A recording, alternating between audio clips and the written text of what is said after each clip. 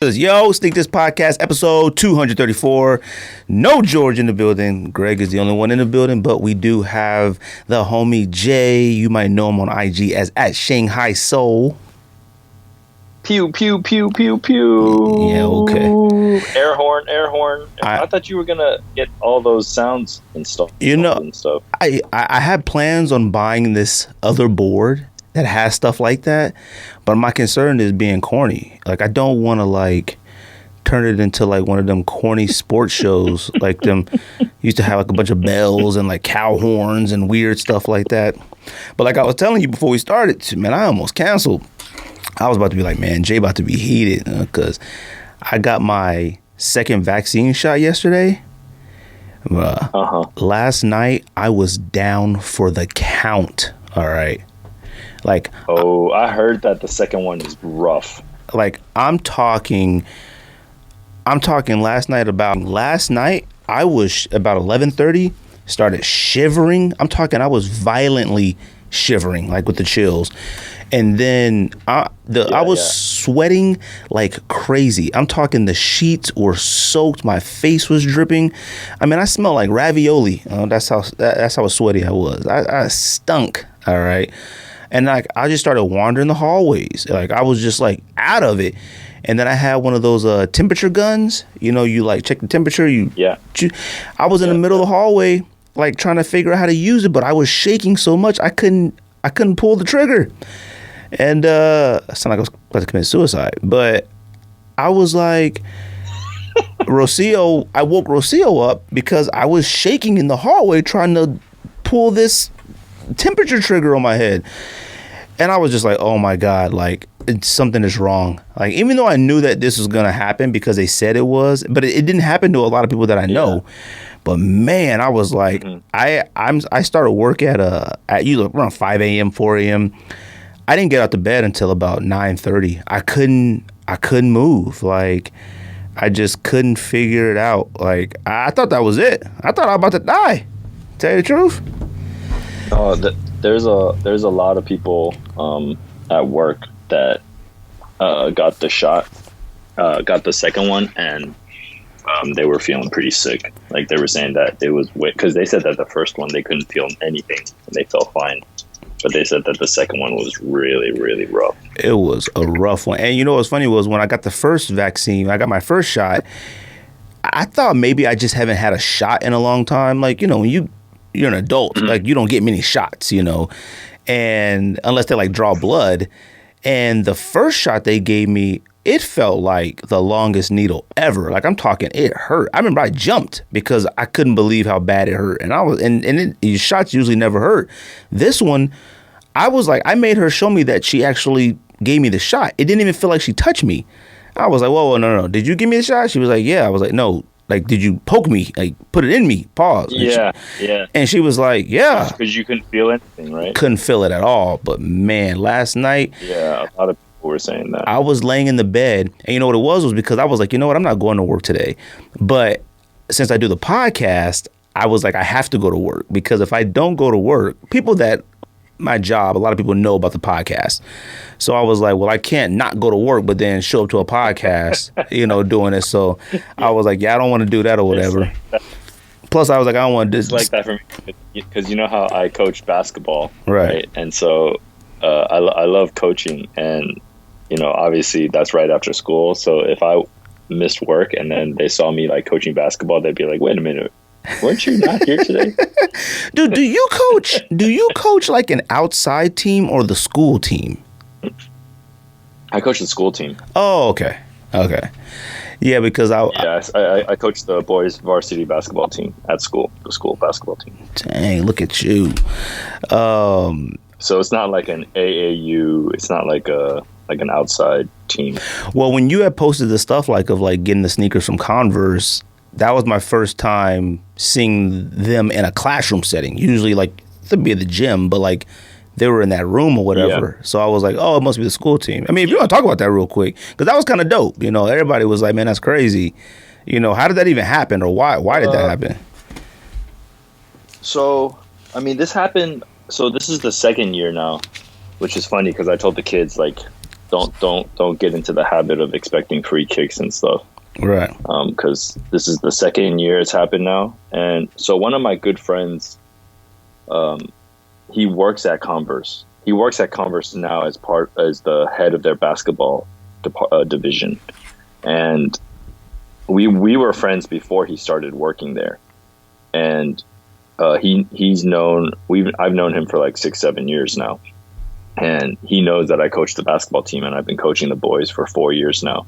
And he's always like, oh, we're really trying to reach like a younger audience. Like we're not going after like college athletes. We're going after high school athletes because, college and everything is all dominated by Nike and Adidas. Right. It's like that in the States too, right? That's why Converse is targeting like Gilgeous Alexander. They're targeting Kelly Oubre. You know what I mean? They're just going for like the new wave, like kind of like before they make it like right on the cusp. And so in Asia, their market is more young trendsetters, like high schoolers or street ballers. And so he was like, hey, last year around this time is when I got those Pro BB Grinches. Right. And so we did this whole video of like me dressing up as the Grinch, and then they had to like shoot free throws to get the shoes and whatever. And then this year, he was like, hey, do we want to do something like that again? And I was like, yeah, the kids would love that. And he actually sent me 2 pairs. He sent me the Polar Lights. It's like the low top, it's like a low top white pair. Right. And then a pair of Chuck 70 highs. Oh yeah, I saw that. White and patent leather. So the kids got basketball shoes and like hangout shoes. Lifestyle shoes. Okay. Yeah. So they got 2 pairs this year, and it's unfortunate because I wanted to bust them out for our final game or our final tournament because of COVID. Like our season got completely just messed up, Right. Yeah, and so I was like, oh man, I don't want to just give the kids shoes for no reason. You know what I mean? Like, right. They deserve it, but they don't deserve it like that. Like I'm not about like just like, oh, like because I'm your coach and I got this connection, I'm just going to give you guys free shoes. Like these kids are not in dire need of new kicks. Right. Know what I'm saying? Right. Like these kids got more money than I do. Right. So it's like, so I'm not about like just like giving it to them for no reason. So for the low tops, the basketball shoes, like our final game got canceled because of new COVID protocols. And so they ended up playing the teachers. So we did like an unveiling for like the faculty game. And then we did like a team dinner, and then I gave them the Chuck highs, and then they were just like, yo, coach, like this is crazy. Thank you so much. And like they were still super appreciative. And it's weird how like white kicks, white low tops, white shoes still stand the test of time, man. Because like 7 of the kids were still rocking all white Air Force Ones. Right. Like them getting like low top basketball shoes. It's like for them, it's still like so clean, Like I'm surprised that white kicks are still in right now. I was like, we were talking about white kicks the other day. Somebody sent me a picture of something, and I was like, it's just too much white on it. I felt like, with lifestyle sneakers and like anything really low top, you can still get away with the all white. All white. I feel like our clothes have gotten so, vibrant. Maybe not vibrant, but like our clothes have grabbed so much of the attention, from sneakers sometimes that like, you put an all white sneaker with it, it doesn't seem like enough, or it seems like it levels out the outfit sometimes. But that's dope though. I mean, that's cool that, Converse is doing stuff like that. Yeah. So like, it's unfortunate because we didn't get to like show them off for like a tournament or anything, but we did them last year when they wore the Grinches, and it was like our Christmas tournament. Man, they came out. It was fire, bro. Like in there, they had because we have white home jerseys and red away jerseys, so it was like red and green, right? Oh man, that joint was fire. Yeah, they looked hella sick. Actually, let me go ahead and intro the show. I didn't even intro the show yet. So, but like I said, episode 234. I appreciate everybody who likes, subscribe, share the podcast. Obviously, we're still doing listener suggestions. I actually got a few listener suggestions like while waiting for the studio to open up when I got here. I appreciate you guys really using that. Like a lot of people have been going to the website using the listener suggestions and sending stuff. Some of the stuff we've done already, which I've said numerous times on this podcast, like, it's funny because like me and you were talking and we'll probably talk about it a little bit more with pickups because you were talking about like how you haven't bought any pickups lately. And I was saying that like for some reason I just feel like even with the podcast, like just kind of like burnt out. But it's crazy because we're on 200 plus episodes and it's like amazing to be able to talk about sneakers for this long, and people will send listener suggestions, and a lot of people I always forget. Some of these people might have just got introduced to the show like episode 150. So they'll send suggestions like, do top 10 Jordan 1s. And I'm like, trust me, we've done that. We probably did that episode 5. Like, we've done that a long time ago. We might have done it twice already, But like I said, I appreciate everybody who sends stuff to the podcast to discuss and talk about. And please do keep sending it, man. Like, I love it. So, there was one more thing I was going to say, but I forgot. You got to give the people what they want, man. You got to give the people what they want. Yeah, right. No, this podcast is whack. I'm telling you, a lot of people think I'm joking. But, this podcast has an expiration date on it. I had said in the beginning of the year, and a lot of people don't know I said this, but I had said this might be the last year. It most likely won't be because I'm extremely like love it and I'm competitive, but like a lot of people don't realize like how much work we put into it. Like, if this was like, me and Rosie were talking about buying a house, houses and stuff. And I said, you know what? I feel like, man, we decided to get in the house. I want to get like a 6-bedroom and build a podcast room and stuff like that because it just makes it so much easier to not have to come to the studio, do it at the house or whatever, So I don't know. We'll see in the future, but we want to make sure that we're as consistent as possible.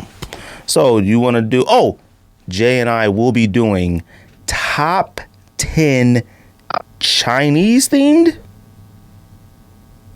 Chinese themed. It's like on the cusp of Chinese New Year. Tomorrow is Chinese New Year's Eve. Oh, okay. I thought Chinese New Year's already passed.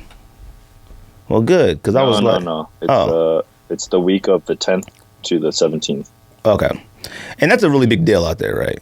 I mean... It's a huge deal. It's... I mean, you gotta play up to your Chinese demographics, man. Who, me?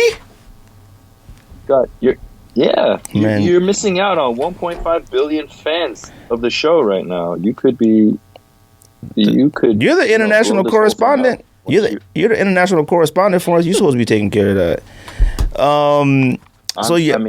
I'm trying, but you haven't had me on in almost a year. Actually, it hasn't been a year. You were on in like what, April, August, or something. I was on in April, actually. I was looking back and I was looking at because we're gonna do a Corona update part 4. You know what's funny is I don't even know if I even want to update, man. Actually, you know what? Go ahead and give a quick update on how it's going out there. And I will say this because you talking about new protocols and it affecting the basketball team, I thought it was just back to normal out there. Yeah. So like, it's weird, man. Like when 2 weeks ago when our season ended, new protocols popped up because we had an influx of cases. We actually had 6 new cases, and I know that sounds hilarious to you because you're like, wait a minute, 6? Yeah, that's low. Yeah, so we had 6 cases, but I mean, I guess you got to think of it like in the way that China has set it up, where it's like it's so protective that 6 still got through. To them, that was a big deal. You know what I mean? Right. Yeah, I mean, things are pretty normal here. Like when you have to go into a building, you have to show them. It's like this. It's a QR code that you have on your cell phone that shows that you've stayed within the city. You know what I mean? Dang. So like, if I went to Beijing, my code coming back to Shanghai would not be green. It would be red because it would say like, oh, you left the Shanghai city limits. And then what does that mean? So you can't come in? That means that in order to enter this facility, you need to be in Shanghai for 14 days. Oh my goodness. So do you think it's going to be like that permanent out there? Permanent? No, I don't think it'll be permanent. But like once the vaccine has hit everyone, and then once like it's deemed safe in the public, where I mean by public as in like all of China, right? Because it's like you got like Shanghai is super safe, but there's other places in China that still have cases. So that's why the QR code is necessary, and so that's why they are trying to limit travel between cities and provinces and stuff, because if you go out to a high risk area and you come back, there's a good chance that you might pass it on, or you might have contracted it when you were outside of Shanghai. So that's what the QR code does. So like if I enter a hospital, I have to flash my green QR code, and the only reason why it wouldn't be green is because I entered like another city that might have a different risk level. That's too much work. What if you don't got your cell phone on you? But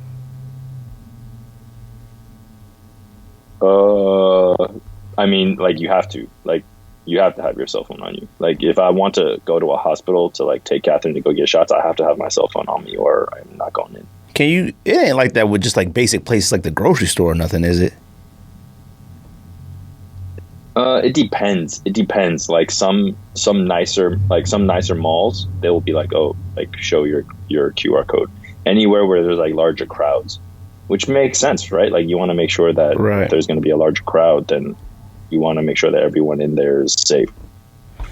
Well, masks are required in certain areas, but you could walk around outside without a mask on. I mean, you might get some dirty looks, but it's totally fine.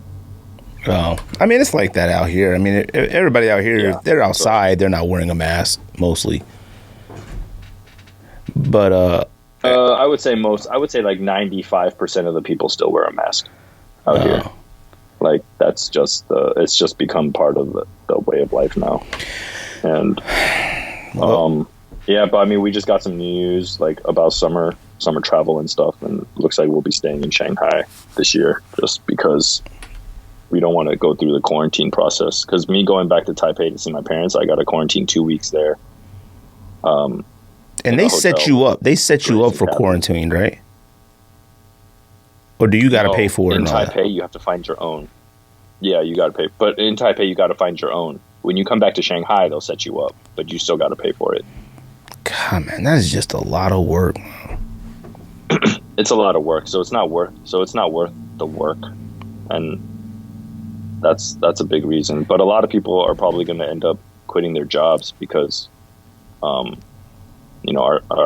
company said that if you leave and for whatever reasons protocols change and you can't get back in, like what happened to me last year when I was stuck in Taipei for 9 months. Like for whatever reason, if you can't get back in, we'll have to terminate you because you took the risk of leaving.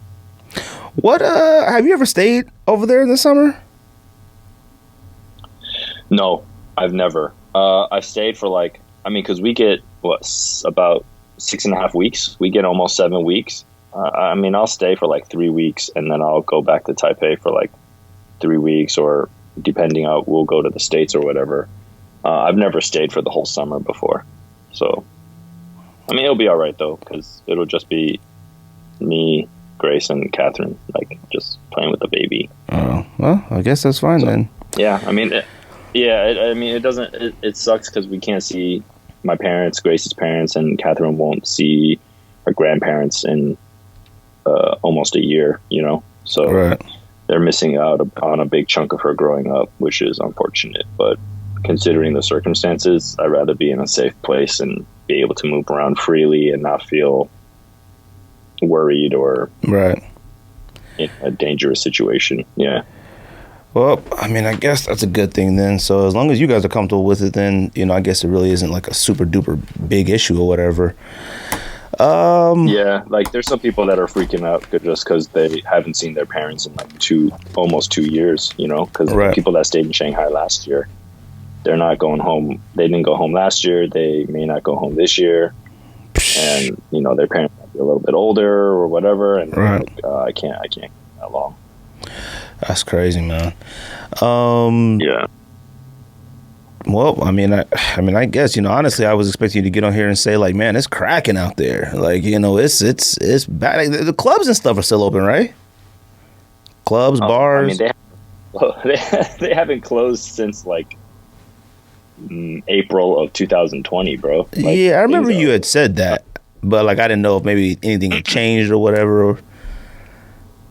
Nah, things are cracking, crack-a-lacking. Oh, okay. Things are, yeah, like the shoe industry is cracking, as we're going to talk about later, and everything's pretty much back to normal. Like even when you go to restaurants, there's no social distancing. If we're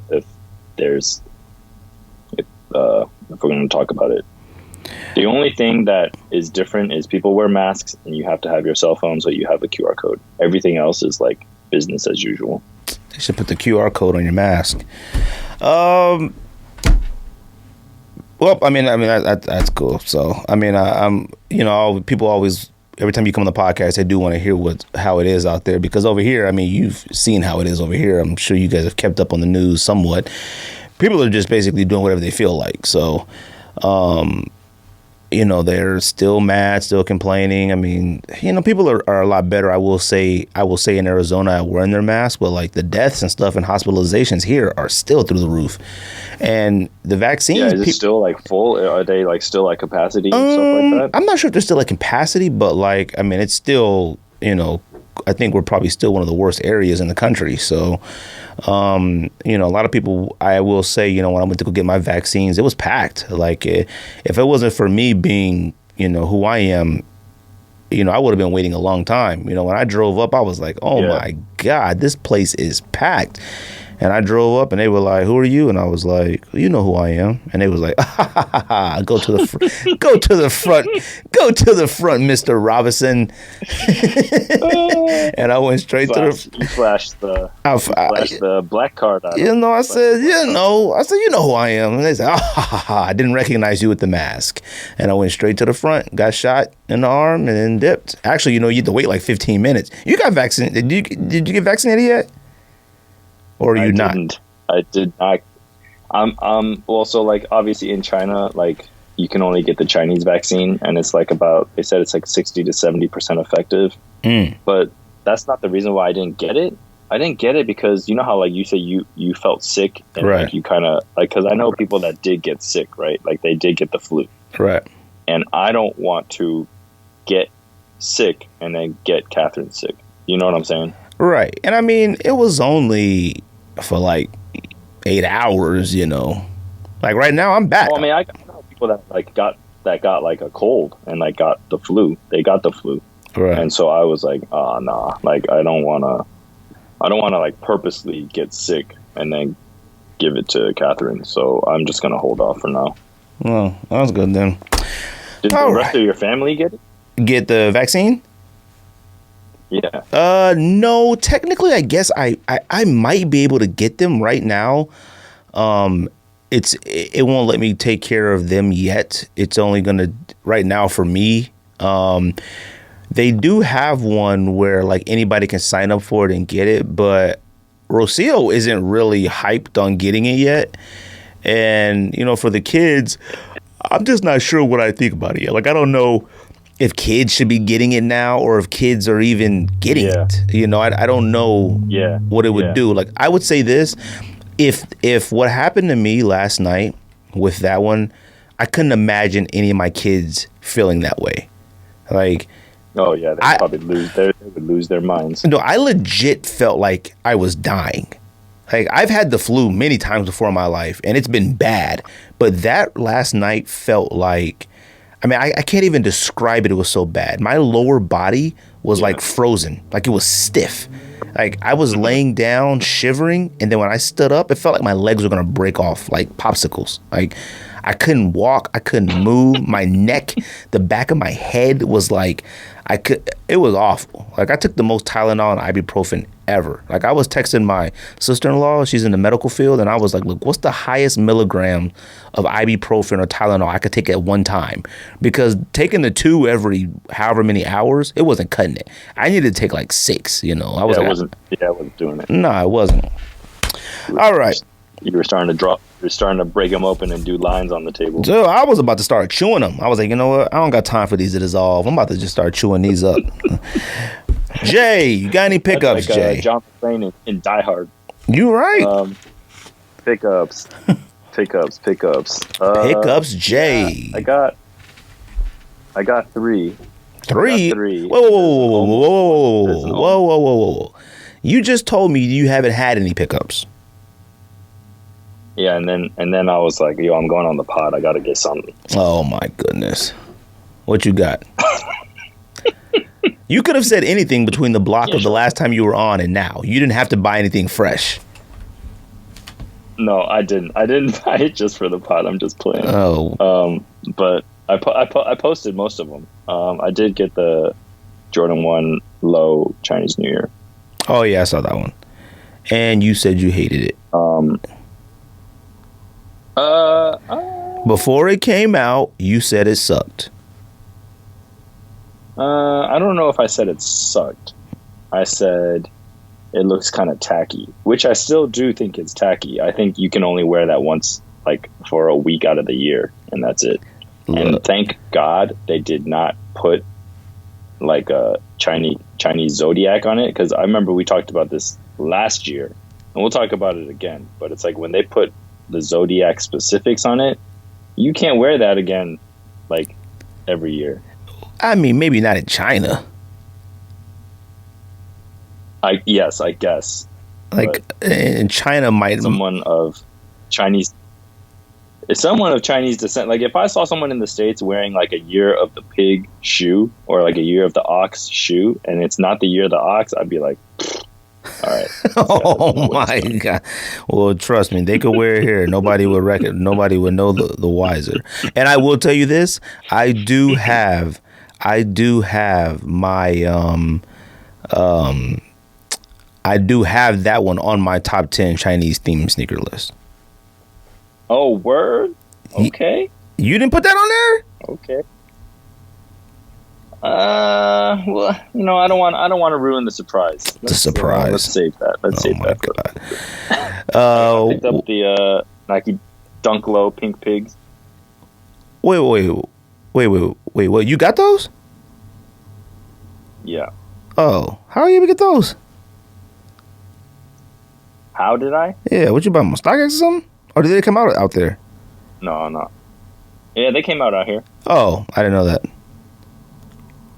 Yeah, I had to pay resale for them though, but it wasn't too bad. It wasn't terrible, but I had to pay resale for them. That might be one that I might consider paying resale for, but I can't pay past $350 for them, and I think that's high. That's about. Yeah, mine came out to be about $330. Okay, yeah, because I think that's high. So, it's in hand. They are very similar to When Pigs Fly, just a low version. Oh yeah, I mean, which I figured that they were. I think When Pigs Fly are still better, but I like those a lot.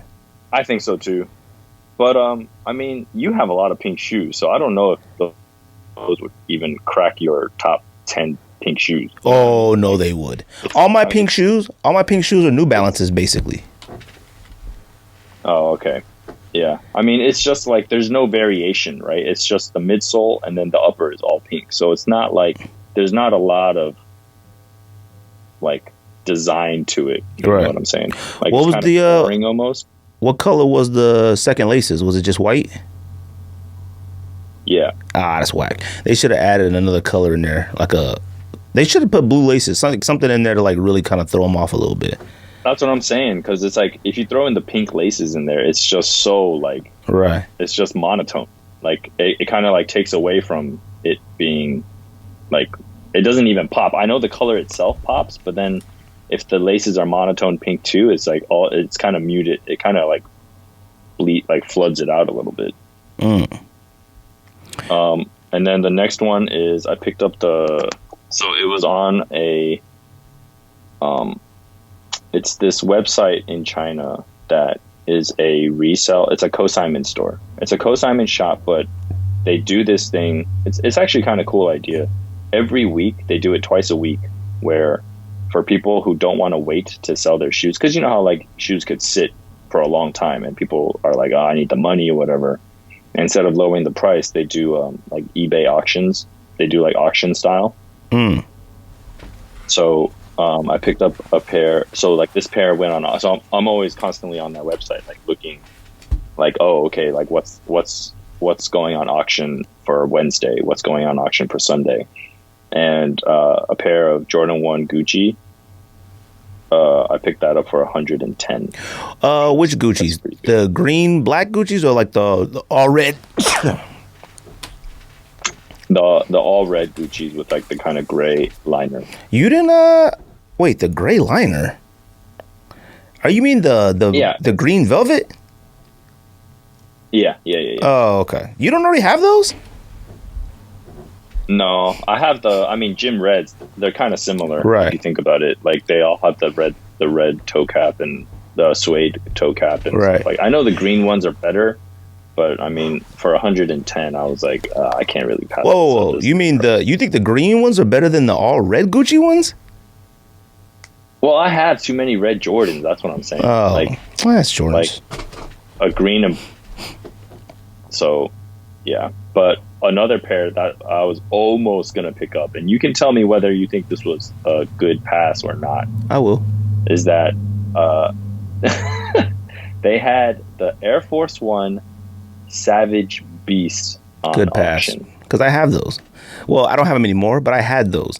And, you know, clearly the reason why I had them was like, I mean, the shoe was covered in all hair and it's Savage Beast. I don't know 100%.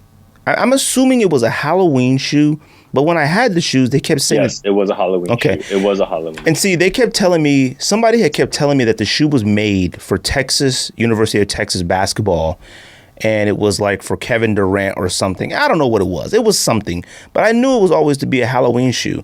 I wore it a couple times, you know, clearly because it was just covered in hair, orange. It was kind of cool, but no, you don't want that. You'd never, ever wear it. You'd never wear it. It's unwearable. Yeah, it's unwearable, right? It's one of those shoes that like and like I hate using the word flex, but like it's one of those shoes that like you just pull out because a lot of people have never seen it before or remember it. So like you take a couple of IG pictures for it and that's it, you know. That was all your pickups? And so, yeah, that's it. I grabbed some Clarks, they're called Turats. It's a model that like a lot of people don't even know if it's out yet. But shout out to the homie. He used to work for Clarks and he sent me the picture of them and I was like, dang, them joints are fire. And I had sent it to a few people and they were like, damn, them joints is fire. But they were a hitter. They were like $170. And I just have a hard time paying that for Clark sometimes. So, but he was able to get like, you know, one of his homies to do like a 50% off, you know, that still works for, you know, them or whatever. And so I got him 50% off. So I was really appreciative of that. And I didn't try for any other sneakers. I'm supposed to buy Wimbledon AirTech Challenges this month, but I think I'm going to wait. Oh, yeah. I think I'm going to wait a second. You said that you bought a bunch of cheap shoes so you could save up to buy that. Well, no. It wasn't even that. It was just more of like, I'm tired of like, and I said this, whatever episodes that was, but like, I'm just tired of like, you know, constantly coming on the podcast, George and I, and we're talking about these shoes that we consider like the most fire of fire. And we actually have the opportunity to buy our sizes and we don't. But then I'll go out and buy like the Jordan 14, the terracotta. I want that one. But I had told Tapes and Curtis today, I was like, you know, there's a lot of shoes coming out this year that like you're going to have to really consciously say, I'm going to pass on that. And I really want that Jordan 14 terracotta.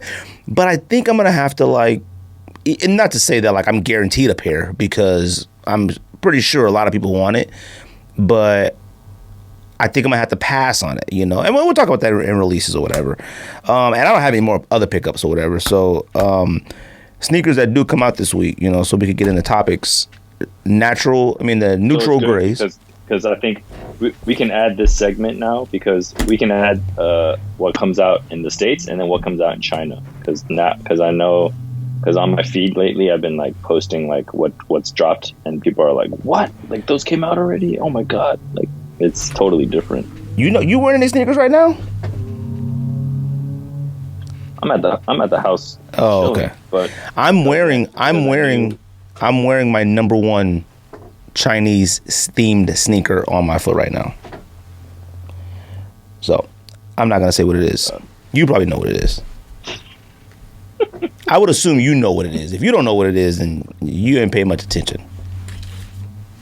And this I'm not wearing a pair of shoes, but I'm looking at a pair of shoes that I set aside, and it is my Jordan 1 mid Fearless Clot. Mid what? Jordan 1 Clots. Jordan 1 Clots. Oh, they're kind of silky. The satin. Yeah. Satin? Yeah. Oh, okay. Yeah, they're all right. They remind me of that, like, that teacher shoe. That teacher that came out with a shoe, only came out of Shoe Palace, had a lunchbox. SB Gina. Yeah. That's what it reminds me of. No, the Fearless Clots are way better than those. No offense, teacher. No offense, teacher. They might be. Sneakers that come out this week, natural grays. George already. You copping? You know, it's a lot of white, you know, and I think it's one of those ones where it's like, I would only be buying because we've always wanted the low top version of it, and we just could never get our hands on it because it only came out in Europe.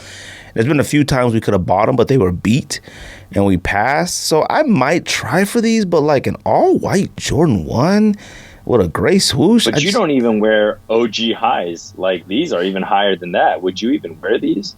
I mean, I don't wear anything. I mean, I wear Vans all the time. This is my first. Actually, I'm not going to say what I'm wearing right now. But like, I have no desire to like wear something that requires real effort to put on my feet. Like, I don't need a fly ease or nothing, but like a pair of Vans, you know, something quick I could throw on. That's all I've been really caring about. Natural grays, I don't know. It's worth a cop. Like, I think they're fire, but I mean, come on. Like, it's an all white with a gray swoosh. It's not jumping out the window for me. Clot, but you know the quality is probably going to be like those reverse breads that you said you hate. Reverse. Oh yeah. Ooh, that quality was awful on those. Those came out like All-Star Weekend. Oh my! I couldn't even believe how bad those were. Those were awful. And that was might be similar because it's the same 85 cut with like the thick leather and stuff. It's like really. It's like it looks kind of plasticky. If it's the cut, that's fine. But if it's going to be that material, absolutely not. Clot 14 terracottas, you buying? Huh? Yeah, I'll try. I mean, I'll try. Yeah, I'll try. So, like, do you expect those to possibly sit in China? They won't sit, but I don't know if they will be as expensive. So right now on StockX in my size, the lowest ask is $325, and I think the last time I checked on like China's app was like $300. So it's like right there. It's not that much different. Well, the 13 sat in China, right? The low top one? Yeah, those didn't do well. The low top one, right? Not the high top one. That one did. Yeah. No. The 13 lows, they didn't do well. And those aren't that bad. I didn't think they were that bad. They're okay. I mean, and by sit, I didn't. Okay, no, they didn't sit, but they didn't do well. Like, you know, if you can understand the difference. Like it's Clot, right? So like Clot is done by Edison Chen, and so he's a huge Chinese influencer. He's like right. So it won't sit. But in terms of like how much his stuff normally goes for, it didn't do as well as the other stuff does. You are you planning on buying Carmine 6s? Nope. Yeah. I don't. The colorway doesn't do it for me. It doesn't. I think 6s. Sixes are kind of unwearable now, man. Oh yeah. So big and bulky. I just can't. I hate it. I hate ankle pillow and all that stuff. Since I've kind of gone back to wearing like more wider leg pants, from skinny, whatever. I could see myself figuring out how to wear them if I really wanted to, but it's the Carmine 6. Like a lot of people will consider the Carmine 6 one of the best colorways in the 6. I don't. Jordan 6s. I don't either. Jordan 6s only look good when they're one solid color. When they break up the paneling like that, like the Olympic 6s, I hate those. It does not look right. Yeah. Yeah, you're right. Like, I like the motorsport 6s better than I like these. Yeah, motorsport 6s are okay. It's kind of still too much white, but I like the contrast with the black midsole and the all white. Yeah. Another one that's coming out this week is the Griffies. Now, the Griffies, I really, really want, but $170.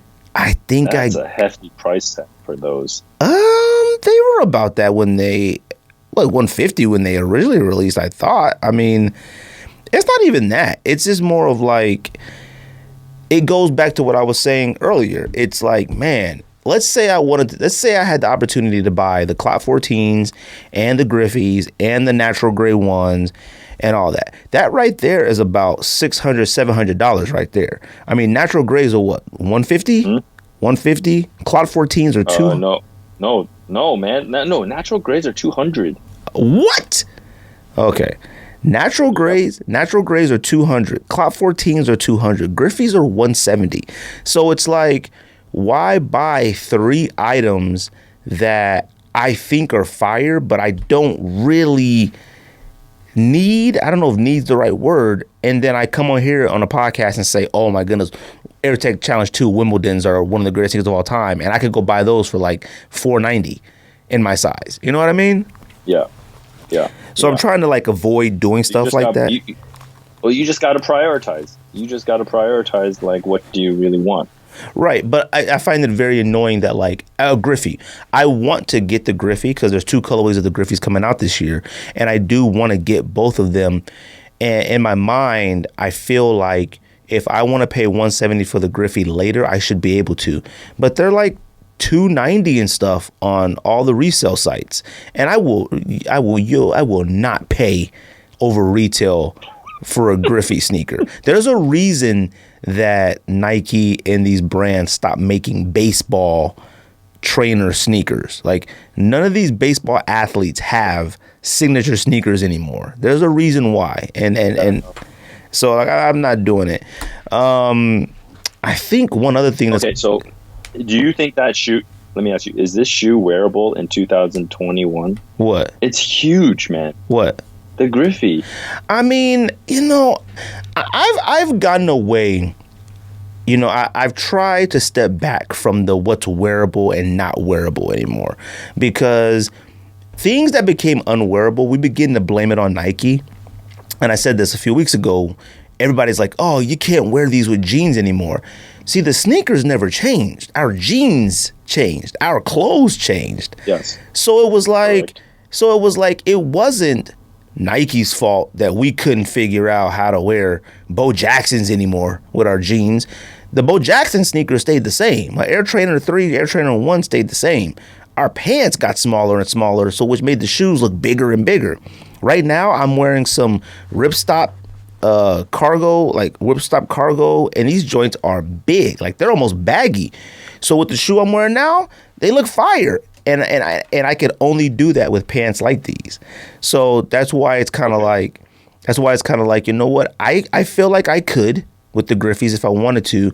My thing is, for me personally, is that like with my age, I don't go enough places to justify having a Griffey baseball sneaker.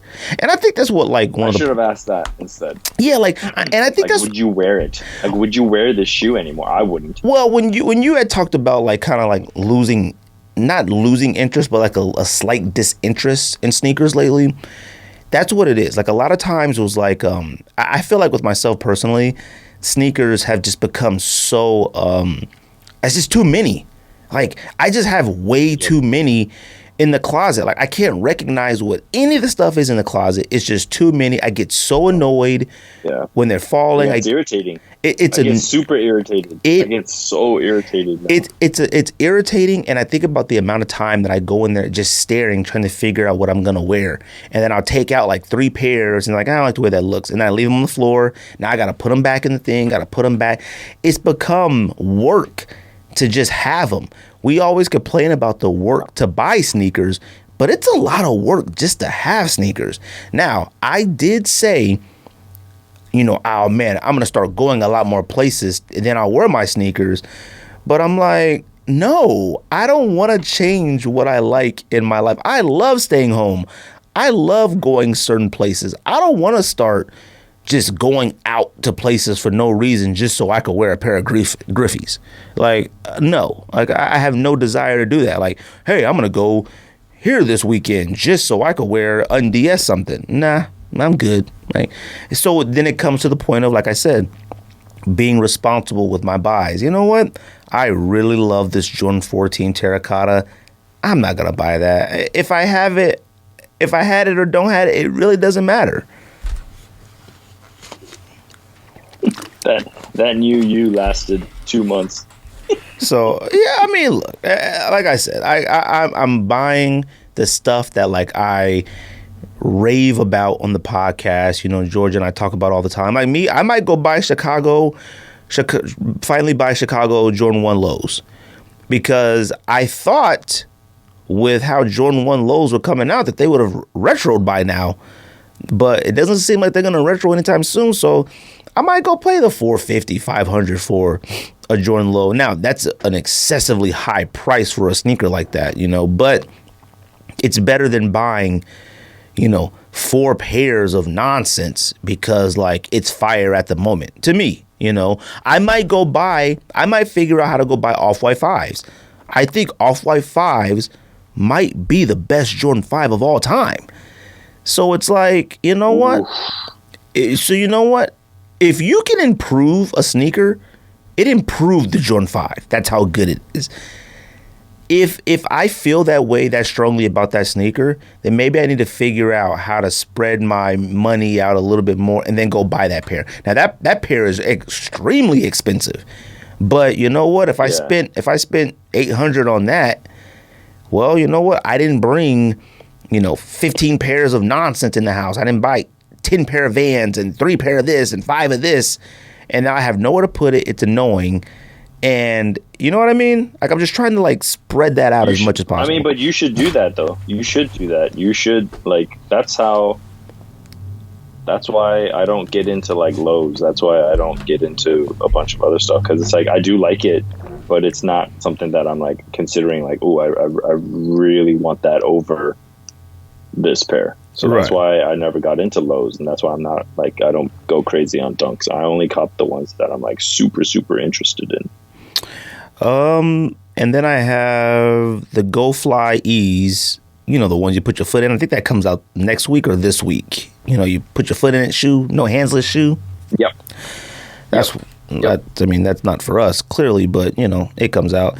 And Trophy Room 1s. You copping? We might as well talk about it now. Like if I do, I might get a pair of fakes. But look, let's talk about it now. Let's talk about it now. Wait, hold up. What's up? Oh, let's go over the releases first, because there's just 2 more releases that I want to talk about that are coming out in China. So 35 Clots. Those AJ 35 Clots. And those ones, you know, I had that actually down. Those 35 Clots, if you're gonna buy a Jordan 35, it should be the 35 Clot. That's probably looks like high quality. Do you see the suede and the coloring? That looks fire, dude, with the jade. The jade, that bottom part. that jade in the middle looks fantastic. All right. It does. It does. It looks like a piece of jade jewelry. It really does. Like, that looks fire. Looks really good. Do you own any 35s? I don't. I was gonna pick up the fire red 35s, like the OG colorway, right? Because they're going for cheap. They're going for because the shoe itself is expensive. Right. So like what I mean by cheap is it's going for slightly under retail, which I still think is a little too expensive for me. Because I'm not gonna wear those to hoop in. I just want to own it as part of like the lineage. You know what I mean? Every time I look at the Jordan 35, I don't think it's a bad looking shoe, but like I hate when I can look at a sneaker where you can tell like, if they just would have, with the design, they just would have stopped right here. Like they were done. They almost had it. And it's when it gets up to the top of the shoe, the tongue, using that Jordan 5 tongue, and then like the side of the shoe. I hate how high it is. I hate how much higher the tongue is to the rest of the liner of the shoe. It just throws it off to me. But that Clot is fire. What do you think about the Guo Island 35 lows? Those are kind of dope. The shape of the low 35 is good, man. I mean, I like it better than the original 35. I think all the newer Jordans, when they come out with the low top version, look better than the low top version. 35s, 33s, 32, all of them, 34s, they all look better in the low top version. Yeah, I could see that. What else you got? And then the last pair that's coming out in China at the end of the week is the Jordan 1 Neutral Gray Switch. The heck is that? It's the one with the zipper that you can turn from a high to a low. Oh, don't you have that? I thought I saw you post that. It's I just posted an in hand of the pink purple pair, but the gray pair comes out on Sunday. What do you think about that pair? No, I don't know. Look, I mean, I'm not copping because I think it's fire. I mean, the colorway is okay, but I'm copping just because I know you're gonna think like, oh man, and it's true. I'm probably just coming up with excuses to buy shoes, but like I like to buy one iteration of a Jordan 1, like something new. So for example, I have a pair of the Fly Ease Jordan 1s. Remember when they came out with the black toe? Oh yeah.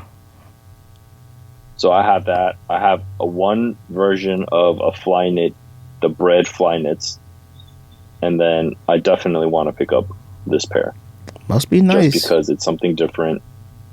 Man, shut up. This ain't going to be expensive. It doesn't matter. But if you're just buying stuff just to buy stuff, it must be nice.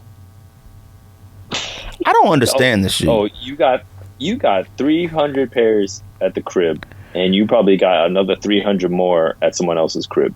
And you talking about me must be nice. You know what I don't like about the shoe is that, like, with all the technology and everything that we've seen on sneakers, clothes, everything, Jordan Brand has been an innovator forever and ever. How come they couldn't put a hidden zipper? Like, why does the zipper have to be so pronounced? Like, to me, the goal should be... They could have just easily put that little flap. You know how like some zippers have those flaps? Where I forgot what that's called. They call that zipper something. Invisible zipper? They call it something to where it's hidden. I don't understand why they didn't do that. It's like they wanted people to know that you can unzip it. Like, I would prefer a shoe where like it would be a surprise. Like no one could tell I could unzip it. You know what I mean? So, I mean, I get it. Like, I don't think the shoe is bad. Like, I actually don't think it's bad at all. But I'm just like, I'm not buying it. And I also don't know why the zipper couldn't be the same color as the shoe. Like, why couldn't the zipper be gray? Why did it have to be so yellow? I know, they made it. I know. It's like you said, they want it to be super pronounced. Oh, yeah. Do you find it gimmicky? Is it a gimmick to you? I mean, a lot of stuff with sneakers. Everything's a gimmick on sneakers nowadays. I mean, once they started making sneakers glow in the dark and reflective. I mean, that was always a gimmick, you know. It was like when people, you know, with Jordan 13s had the 3M, and I remember when they retroed the Bread 13, and it didn't have the 3M, and people lost their mind. I never understood the allure of certain things like that, you know. I'm like, unless paparazzi is flashing cameras at you all, it really doesn't matter if the shoe has 3M or not. Glow in the dark, look, glow in the dark and stuff like that, and reflective. Hey man, that's some cool stuff, but it doesn't hold a purpose. So like, but I mean, that's the OG, right? If the OG came with it, then they want that on there too. It's just like having the Nike Air and the Jumpman. Yeah. Like, what difference does it serve? But like with this one right here, so gimmicky with this, I don't even know if it's gimmicky because the shoe, whether it's high or low, is a lifestyle shoe. It isn't like you zip the top back on, now you can hoop. You zip it off, now you can hang out. It's still a lifestyle shoe. Like, there's really no point in the shoe going from high and low. Like, to me, a shoe that converts to something, there's a reason why it converts to this. Like, the ad, I could see the ad. If the shoe was, like, legit, you know, a purpose for it, the ad would be, yo, straight from the court, straight to the club. You know what I mean? Like, nobody is going to play basketball in this with the high on. And it's not like, all right, good game, guys. Let me zip off the top of my shoe, and now let's go to the bar. Like, there's no point in the shoe going from high to low. It's still a lifestyle shoe, whether it has a high or low. It's still a shoe. That's the point I get. Like, there's no purpose to it. Like, you have to tell me. Like, I would want Jordan Brand. Oh, I'm at the bar. Say what? I said, I'm at the bar. I got to wear low tops. Oh, I'm going to the club. I got to go high top. Yeah, like, to me, like, I would want Jordan Brand or somebody to tell me and say, like, oh, we made it where, like, you can wear high. What's the reason why it's high? Oh, so you can go play basketball. Now, a Jordan 35, if they made a Jordan 35 and you unzip the top off and now it's a low, okay, I would get that. Like, it's a basketball shoe. Turning a high Jordan 1 to a low, you're going to pick one way to wear it. Like, you know what I mean? You're going to buy it. Anybody who's going to buy it to wear it, they're either going to leave it zipped or they're going to leave it unzipped. Like, they're not going to be like, all right, well, I'm done hanging out with my friends. Let me zip the high back on, so I got to get to work. Like, it doesn't make any sense. So, I don't know. I get why you want to buy it. And honestly, that would probably be a reason why I would buy it. But to me, that would be a reason why I would buy the shoe you don't need to touch with your hands, the Go Fly Ease. Now, that shoe holds a specific purpose for people who need easier ways to put their shoes on.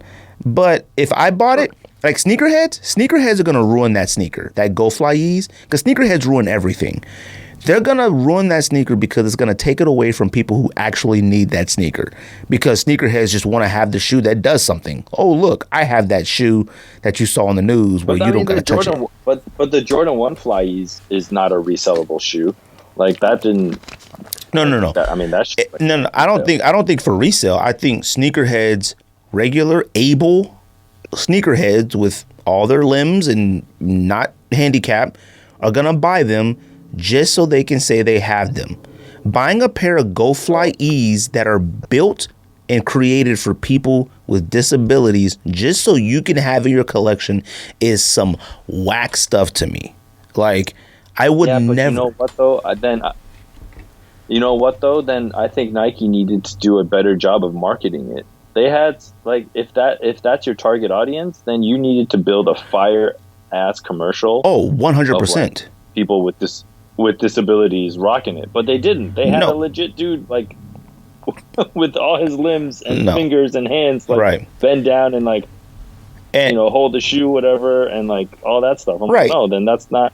Now you've kind of, like, the message is kind of funny. And it's hard to, like, really get on Nike about their marketing and advertising because they're usually so right on point about it. But like I said, I saw Cousteau doing a review on it, and I'm like, why is an able-bodied person doing a review on this sneaker? You could have found anybody with a disability to really talk about the benefits of this sneaker. Like, I want somebody to make people who are able-bodied feel bad if they try and buy this. Like, I honestly really do. Like, I don't want any of these geeks that be living on sneakers hanging out Like, oh, I might try to cop the Flyes. For what? Like, for what? Like, don't be ridiculous. Like, anyways, what else come out in China? That's it? Yeah, that's it. Let's talk about the Jordan 1 trophy room, since you are a Jordan 1 guy. And I will plan on having Mr. Unloved Ones on this podcast, too, because you guys did do the top 25 Jordan 1s. Was it 25, right? It was top 20. 20? Oh, no, 25. Yeah, but that was his top 25. Right. I just happened to supply the photos. Oh, yeah. No. I'm going to have him on the podcast one day and we're going to talk about that. But trophy room Jordan 1. So this seems to be like the biggest, I don't know, hubbub news, whatever, in sneakers, the last couple of weeks or whatever. And, a lot of people are complaining about, the trophy rooms. First of all, I guess I don't know if you know, how many pairs of trophy rooms are there, supposedly? Supposedly 12,000? Yeah, something like that. Got to be more than that. And, everyone is doing a lot of complaining about them being backdoors, people with probably a bunch of fakes or UAs, people complaining about Marcus Jordan himself. I don't know if you had any thoughts about, first of all, do you like the shoe? I don't understand the story behind it. Like, what is the whole freeze out thing? Like, what is that? So, like, why does it look like? Because I know Trophy Room came out with their own ad, and it was like, frozen or whatever. Like, what was? I don't know if you saw that or not. I forgot. Yeah, I saw it, and I looked at it, and you know what I said when I saw it? Like something about like the Chicago ones being froze out of. I don't know, something like, I don't know. But you know what? When I saw it, I said to myself, I don't believe this. Like, I'm sorry. For some odd reason, Jordans have the most stories, untold stories of all time. You know what I mean?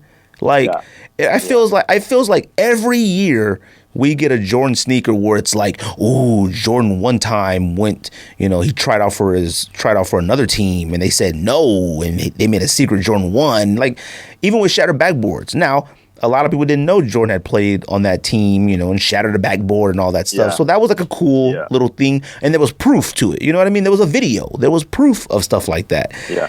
I feel like every year we get like a mythical legend. Jordan, the commissioner said, you can't wear this sneaker here. And Jordan secretly wore it anyway. It's like crazy stuff all the time. Bro, we all got duped so bad with the Jordan 1 story. He didn't even wear Jordan 1s, man. He wore ships. Like, what are we doing? I mean, it's a lot of. I mean, still talking about that. Yeah, and then it's a lot of stuff like that comes out. I mean, but the sneaker itself, I mean, it's fine. It's Chicago 1. I can't tell if it's glittery or if it's vintage look. Like, I can't tell fully what it looks like. Glittery. Oh, is that what it is? Yeah, it looks like sparkly. I think it's like sparkly. Like there's something in the paint that makes it like, how it's like, how some cars have that candy paint where it's like speckled. Yeah, I mean, I don't mind it. Like the translucent sole with like the 3 stars on the bottom, like that. I mean, that looks all right. It's not a bad looking shoe. Right. But I think I mean, Trophy Room is known for backdooring, right? It's not the first time they've been like kind of. I mean, like got called out for releasing pairs early or stuff like that, right? Look, and we've said on this podcast numerous times, like backdooring. Like, let me tell you something, and I feel you feel the exact same way as well. If I had a store and I get sneakers. All the homies is getting their pairs. They're gonna pay for them for retail. Facts. But like, if I get 10,000, if I have a store that's supposedly 12,000 pairs or something, don't even think about 500 of those. Trust me, they're going to the homies. All right, for retail. You know what I mean? Like, it's not even a question. Yep. That's why I don't understand why people still sit around complaining about backdooring. Like, and people are acting like with these Jordan 1s, backdooring is brand new. Like, this is some type of secret thing. Like, I'm sorry. Honestly, it's a part of the game now. Like, I'm over. People need to be over complaining about a lot of this stuff because, you know what? If you want to participate in it, you got to participate in it.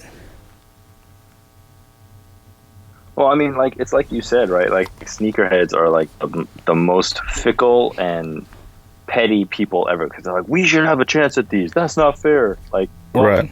guess what? If you had a store, you'd probably be hooking up your homies too, right? Like, that's just the way it is. Right. And now backdooring pairs to other people to resell them.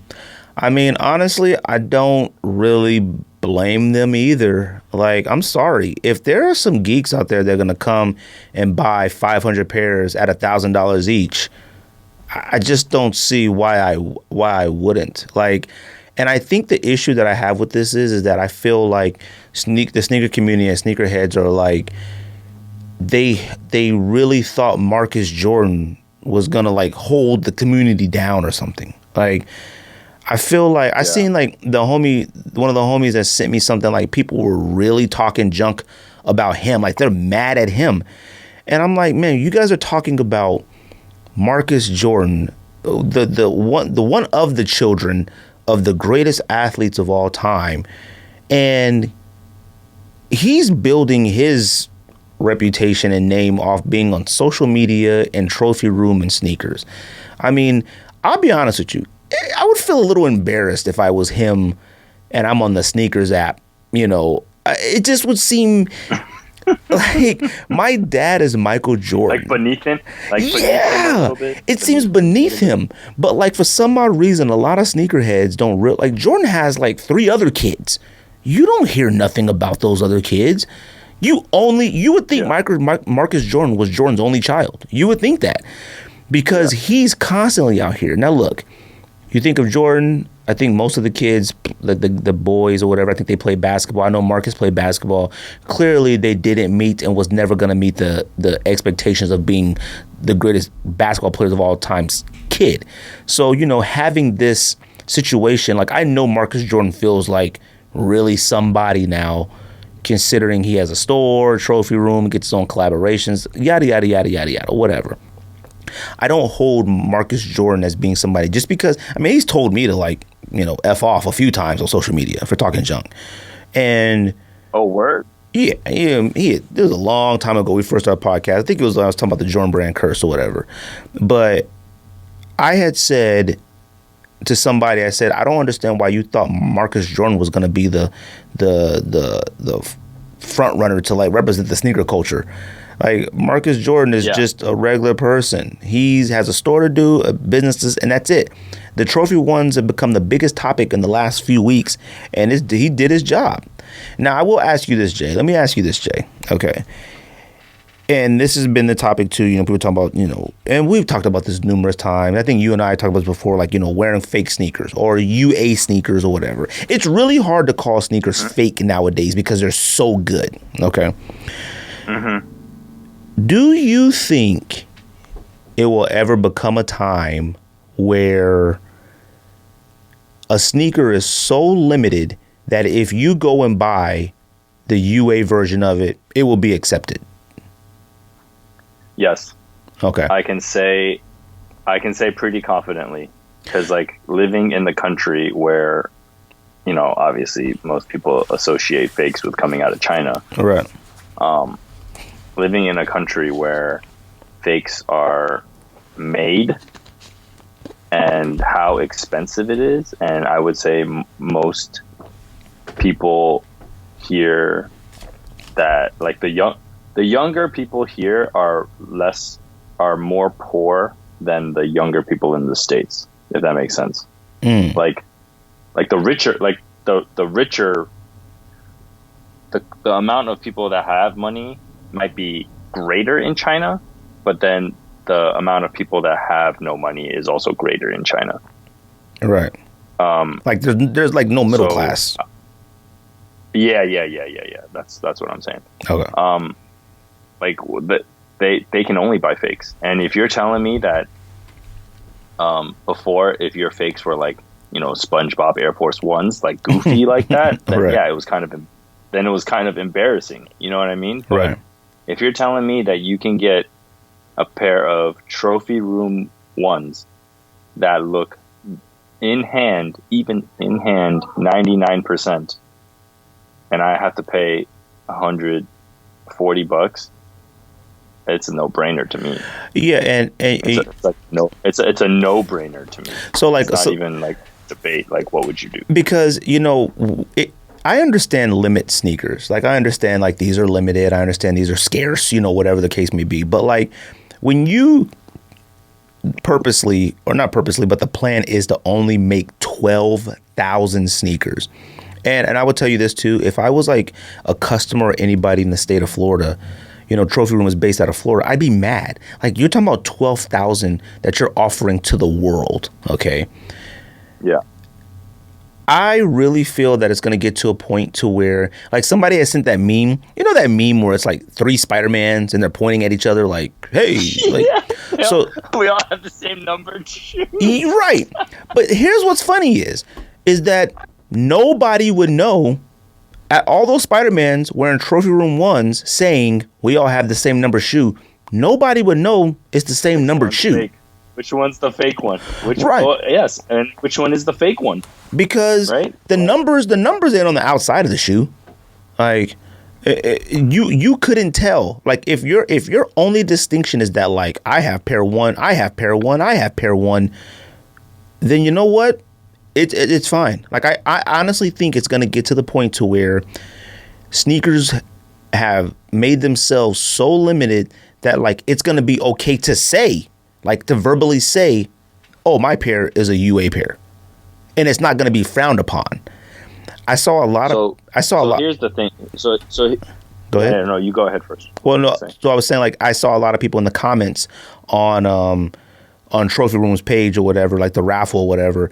Or no, I saw people commenting on something. I don't know what it was, but somebody was saying, like, I never wear fakes. And I'm thinking to myself, like, well, then you're never going to have these. Like, you're never going to have. So, like, you participating in this raffle and stuff like that, you're never going to have them. Like, and fakes, UAs, whatever, you will never own these. So, like, you need to come to grips with that. So I have 2 things. So one thing, when you were like, yeah, it's like they're numbered on the inside, no one's gonna see it. Bro, you have shoes that are numbered hang tags. You ain't wearing that out. Take the hang tag off. Who's gonna know what number you got? Like the Jordan 1 lows that came out this year, the Chinese New Year one. There's 8,500 pairs. Like, it's on the hang tag. You take the hang tag off, who knows? Right. Last year's Jordan 1 low Chinese New Year, there's 5,000. It's the same thing on the hang tag. You're not going to know. Like, so at the end of the day, who knows? And then my number 2 point was, like, I teach at a school, right? Like, and, kids want to wear, like, cool stuff. They want to wear, like, nice shoes, whatever. Right. Like, they don't, I mean, yes, I was making the joke that, the kids probably have more money than I do. But, they're not going to go out and spend $3,000, $2,500 on a pair of shattered backboards. Like, and you know what? If I see a kid, I've seen fifth graders, 6th graders rocking around in like fake off-whites. Like, I don't say nothing. Like, who am I to be like, oh man, those, like, who am I to point to a kid and like ridicule them or like make them feel bad? Like, they want to wear like a fake off-white hoodie. They want to wear like a fake Supreme hoodie. Like, so what? It makes them feel like they're part of something. Like, then I'm all for that. Like, what's the point? But you're saying that more because that's a child, though, right? Would you feel the same way about an adult? It's like, well, okay, so would I feel the same way about an adult who doesn't have the money to buy it? No. I'm sorry. Yes, I would. I wouldn't, like, if I'm looking at, like, a young 25-year-old who doesn't have money for off-white ones, but wants to buy a fake pair, like, you would call them out? No. I would. No. I would never call them out. And, like, fake pair, see, that's the thing. Like, I haven't come across, actually, no, let's put it this way. I'm pretty confident that anybody I've seen wearing sneakers, I'm pretty sure some of them were not authentic or whatever. I don't even like saying fake anymore. Yep. And I didn't notice it. Yeah, like UA, yeah. Yeah, this isn't like 1999. You know what I mean? Like, where Concords had Air Max bubbles on it and nonsense. Like, they're actively trying to recreate the real sneaker. And what's funny is that like that it's not the point of like, it's understanding that like if you already made a sneaker so scarce, so a sneaker that has 12,000 pairs, let's just say for whatever reason Marcus Jordan or Nike or whatever like really legitimately tried to like, hey, let's do this right and get these out there. Even 12,000 pairs isn't enough for me to assume that if I saw somebody walking down the street wearing a pair, it's real. Like that number is so low that anybody I see with them, I would assume they're fake. I might not ever see a pair in the state of Arizona unless a sneaker con or something comes in town. Like there are certain sneakers that people think, hey, I won't say that anymore. Maybe. But like, unless you go to a flight club or unless you go to like something like that, there are certain sneakers you might not ever see in person. Definitely not on foot. Yeah. So I don't know. Yeah. I just think, like I said, I think people just for some odd reason consider that Marcus is a little bit more accessible. He's way more accessible than like Jordan himself and everybody else. They feel like slighted by him for some odd reason. Marcus Jordan does not. He's the next sneaker guy to carry the torch. Yeah, and it's like no, like the sneaker he's still selling is still a Michael Jordan sneaker. This ain't a Marcus Jordan sneaker. All right, like. He's just doing what he's supposed to do, and he's like creating a name and stuff and a place in the sneaker community. And I feel like all of a sudden that's going to be his spot. His spot is going to be, I mean, every time I look on Sneakers app, he's on Sneakers app. What do I need to see Marcus Jordan's top 5 sneakers or his collection? Like, what do I need to see that for? I would assume he has stuff that like we will never see ever in our lives. But you know what? That's his thing right now. Cool. I don't hold Marcus Jordan to some level of like, yo, you backdoored. That's messed up. Fam, like I said, if I got a store, I get 500 pairs, 100 pairs going to the homies, period.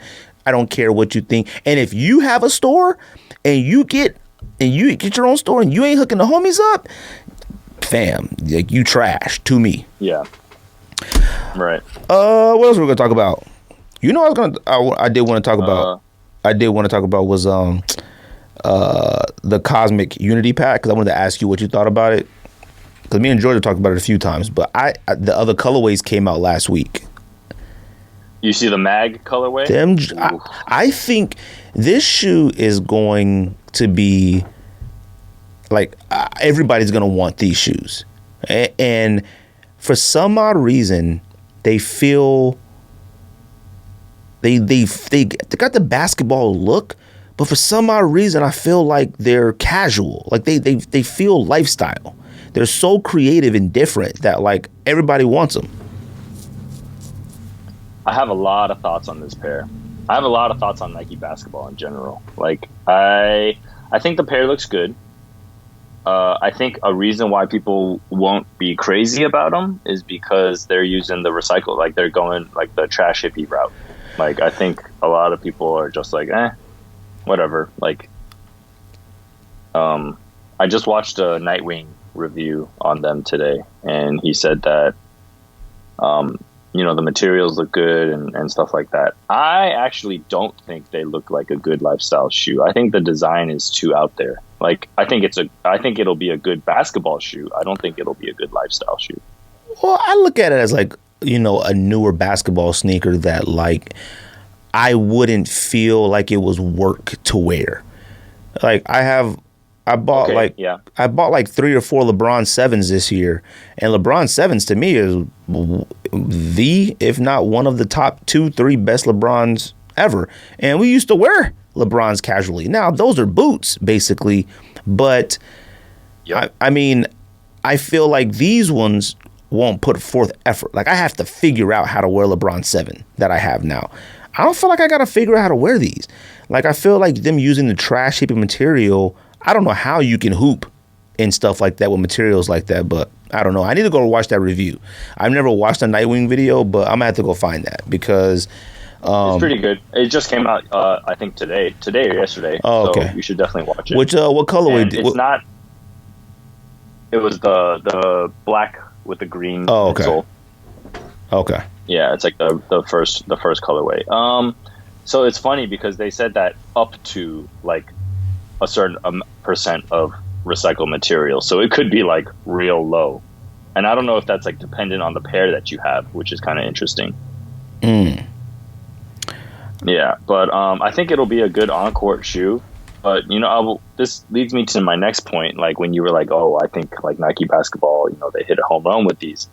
I miss when it was KD, Kobe, and I don't know if it was Kyrie. Maybe been the early stages of Kyrie. And do you remember when at that time it was? Oh no, sorry. It was Kobe, KD, and LeBron. Mm-hmm. Do you remember when they only came out with like 5 or 6 colorways, but then it was always right around playoff time they came out with the elite version. Oh yeah, I used to love that. And then there was and then at the end of the line they always did the what the. Remember that? Yeah. Like, it was like the what the LeBron, and then it was the what the Kobe, the what the KD. Like it was very consistent, and you knew. And there was like there was an all-star version, there was the playoff elites, there was the what the. Like it was just kind of like predictable, but I kind of liked that. Right. Then what I didn't like was when I remember we talked about this once like years ago, was when I think LeBron's came out. I don't know what number it was anymore. It was maybe like the 12 or something like that, or 11. And then the what the LeBron came out as like the third pair, and it was like, wait a minute, how did you come out with the what the already when this is only like the third colorway? Like you still got like 7 more colorways coming. Yeah, like you talk about that time in like, basketball, man. Like that was outside of like the early 90s, like that was obviously for us like growing up, that was like the holy grail of basketball shoes. But so like I miss when it was like consistent drops and colors, and like it was very strategic on when they released certain shoes. Well, it's funny that you kind of brought that up because today I saw a Jordan Low 12 Easter, and I remember, you talk about Nike basketball, like even like, so LeBron was wearing a Chinese New Year sneaker the other day on the court, but it wasn't like really emphasized. Like, it's like Nike kind of knows that it doesn't matter how much, they don't really need to put any emphasis or marketing behind some of the theme shoes like that. I think LeBron still comes out with Easter shoes every year. I think all of them still comes out with like an Easter shoe. But like I remember, it was a moment. It was like ooh, and what the Easter's gonna look like. Ooh, the Christmases. Ooh, like because they didn't release so many colorways. Because right. like I think each line maybe had like I don't know. I want to say like 5 or 6. Ooh, no, they had way more than that. You know what I'm thinking of? I'm thinking of that era of All-Star pack with like KD4s. KD4s probably had about 11, 12, 13 colorways. It was a lot. All right. Yeah. So like, I think back to that time, like these Cosmics, I look at these Cosmic Unities and I say to myself, like, I like the way these look, but like, what if this was like the new Kyrie model? Would people feel a certain way about it? Like, and I always wondered that, like, if this was the new LeBron, would everybody be like, ooh, we copping this? I can pretty much almost say with a 100% certain that when these hit Sneakers app or whenever they drop, they're going to sell out. Like, I feel like people have shown that much interest in them. Yeah, but I would say like the first colorway tends to do that. Well, I think they all will. All 3 of these colorways are fire. It was like that with the Hyper Dunks too. People were like, what? They put like the technology off of a bridge. See, like they used the bridge technology in the knit. I never understood why anybody would spend the money on Hyper Dunks like that. Like, I remember I was trying so hard to get Blake Griffin Hyper Dunks when he did like that like earthquake, that mango color one.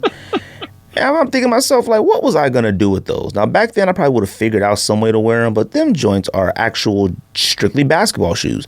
These ones right here, I feel like something good is going to come out of these, and I feel like they're going to last. Like, I look at these and I say, dang, why weren't these the new LeBron? Or why weren't these the new something? I've been seeing AD wearing them, you know, or whatever, which... and AD wore them, AD wore them. Yeah, so like I don't know. I'm excited for him, but I'm excited for him more on the side of, okay, cool, Nike basketball, you're on the right path, and I'm talking about the right path of cool. Like a lot of people keep saying stuff like, oh, we need retro LeBrons. You know, you start really looking at a lot of sneakers that like are retros, they're not attractive anymore. Like I have no desire for anything that's like. You know, people are like, you know, I'll tell you this. You know, this is a good example. Sorry, Jay. This is a good example. I don't know if you've noticed on the NBA lately. Have you noticed all the colorways of the Kobe 6? Like PEs and stuff now. So many. It's ruined the shoe to me. And I'm not a huge Kobe 6 person, but like... it just it puts more emphasis on how great the Grinch is. I've seen all these colorways of 6s and all these 5s and 4s of LeBron. Every night someone's wearing a Bruce Lee 5 or a Kobe 6. Every single night. Every night. And I love seeing it. I love seeing the Grinches on the court and stuff like that. But like I keep seeing all these PE colorways and 5s and 6s every single night. And I'm like, dude, we haven't even got any proper retro colorways of all the Kobe's or anything like that. But there's these PEs running around everywhere. And a lot of these PEs to me are tacky. Like somebody just sent me a picture of, I guess PJ Tucker tonight is going to wear a Zen Gray colorway of Kobe 6s. And I'm like, for what? Like, why? You know, but... Things like that to me is what messes up certain models. Like I don't know why I'm so excited for this cosmic pack, but I just am. Like I think it's a home run in the right direction, possibly. But I do want to watch that Nightwing video. So you're copping. Well, so I planned on it, but you know what? Me watching the Nightwing video might be my determination on whether I buy or not, because they're what, 150? Like I think yeah, 150. Retail's 150. This goes back to like, oh, is this one that I need? Like, do I really want to pay the 150 for this? Like, I would hate to make the determination that like I'm gonna pass on the Jordan 14 Terracottas because they're 200. I don't need that. And then I buy a Cosmic Unity basketball for 150 out the door, 173, whatever it is. You know what I mean? Because I would essentially rather have the Jordan 14 Terracotta because I think it's easier to wear, like clothing wise, to wear. These colorways on these Cosmics are pretty out there. Like you just can't wear them with anything. So like I would hate to pass on that and buy that, but I don't know. We'll have to see. You plan on buying a pair? I might pick up a pair for basketball, but like I said, I don't consider it a lifestyle shoe. Like, I don't think I could rock these lifestyle. Like, they just look, to me, strictly basketball. So if I pick up, it would be for basketball reasons. And you heard it here first from me. You know that back bubble? People are like, that's a weird design. Oh, that's kind of did something like that on sock darts, right? Do you remember sock darts? I do. That weird bubble thing in the back. I hate sock darts. I never understood sock darts. You know, like when they first came out. It's because you don't like seeing your toes, right? You don't like seeing your toes. I hate seeing my toes. Like, you know, if I could see like where my big toe is by looking at my shoe, it annoys the crap out of me. But, you know, people just get so like fascinated. Like, to me, that's a gimmicky thing. A sock dart, like come on, man. Like, stuff like that just fades away so quick. Nike racers. I remember racers. Yeah. Like Nike racers, they just faded away. You know, like they just never came back. And I don't want that to happen with this. Like I feel like Nike isn't gonna make any more trash hippie line. Like I don't think the trash hippie line did as good as they thought it was. Do you think that was their version of Adidas Parlay? I mean, they're all trying to like act like they're trying to save Earth. So I mean, either way, parlays blow trash hippie stuff out of the water to me.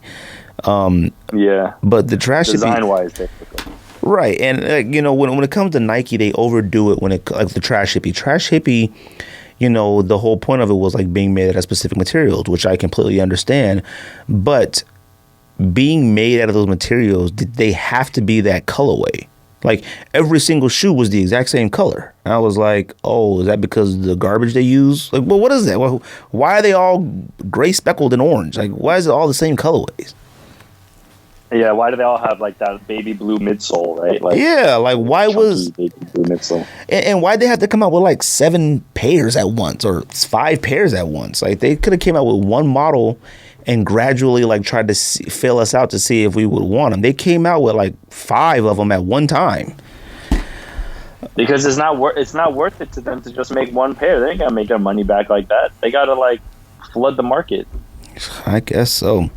To me, it would have been. I just would have liked to see. I just always hate when like sneaker companies and brands, they come out with these like new ideas or this new technology, and it just fades away. They're like, "Yep, that didn't work. On to the next one." Yeah, we didn't like that. It just goes away. What else did I have down? Oh, I'm gonna tell you something. No, I had. Go ahead. No. You were going to talk about Puma and DJ Khaled. Oh no, the DJ Khaled thing. He had the like an early pair of the Clot Kiss of Deaths. You like those, right? Yeah. Them joints are fire. They're pretty clean, man. What do you think? Clot is clearly having a pretty decent year already. Past 2 years, man. 2020 and 2019 even. Like, yeah. The stuff that he came out with, like. Man, I told you, man. Edison is he's blown up in Jordan brand. Like well, you know what? But they're smart though. Like, go ahead. No. Let's go back then, because like what you're saying is right. Because I will say this with Clot and Terracottas, the 13s, the 14s, stuff like that, the Kiss of Deaths, all that. They're all Chinese, related themes like history and stuff like that, which I appreciate. Because like you said, and I don't know if you're going to touch on it right now, because like what you're saying he's doing, I view that as very innovative. Like I like the fact that with terracottas, I can look at them and I can tell there's a Asian, Chinese, something going on, but it's not like boom in my face. Yeah, I know what you mean.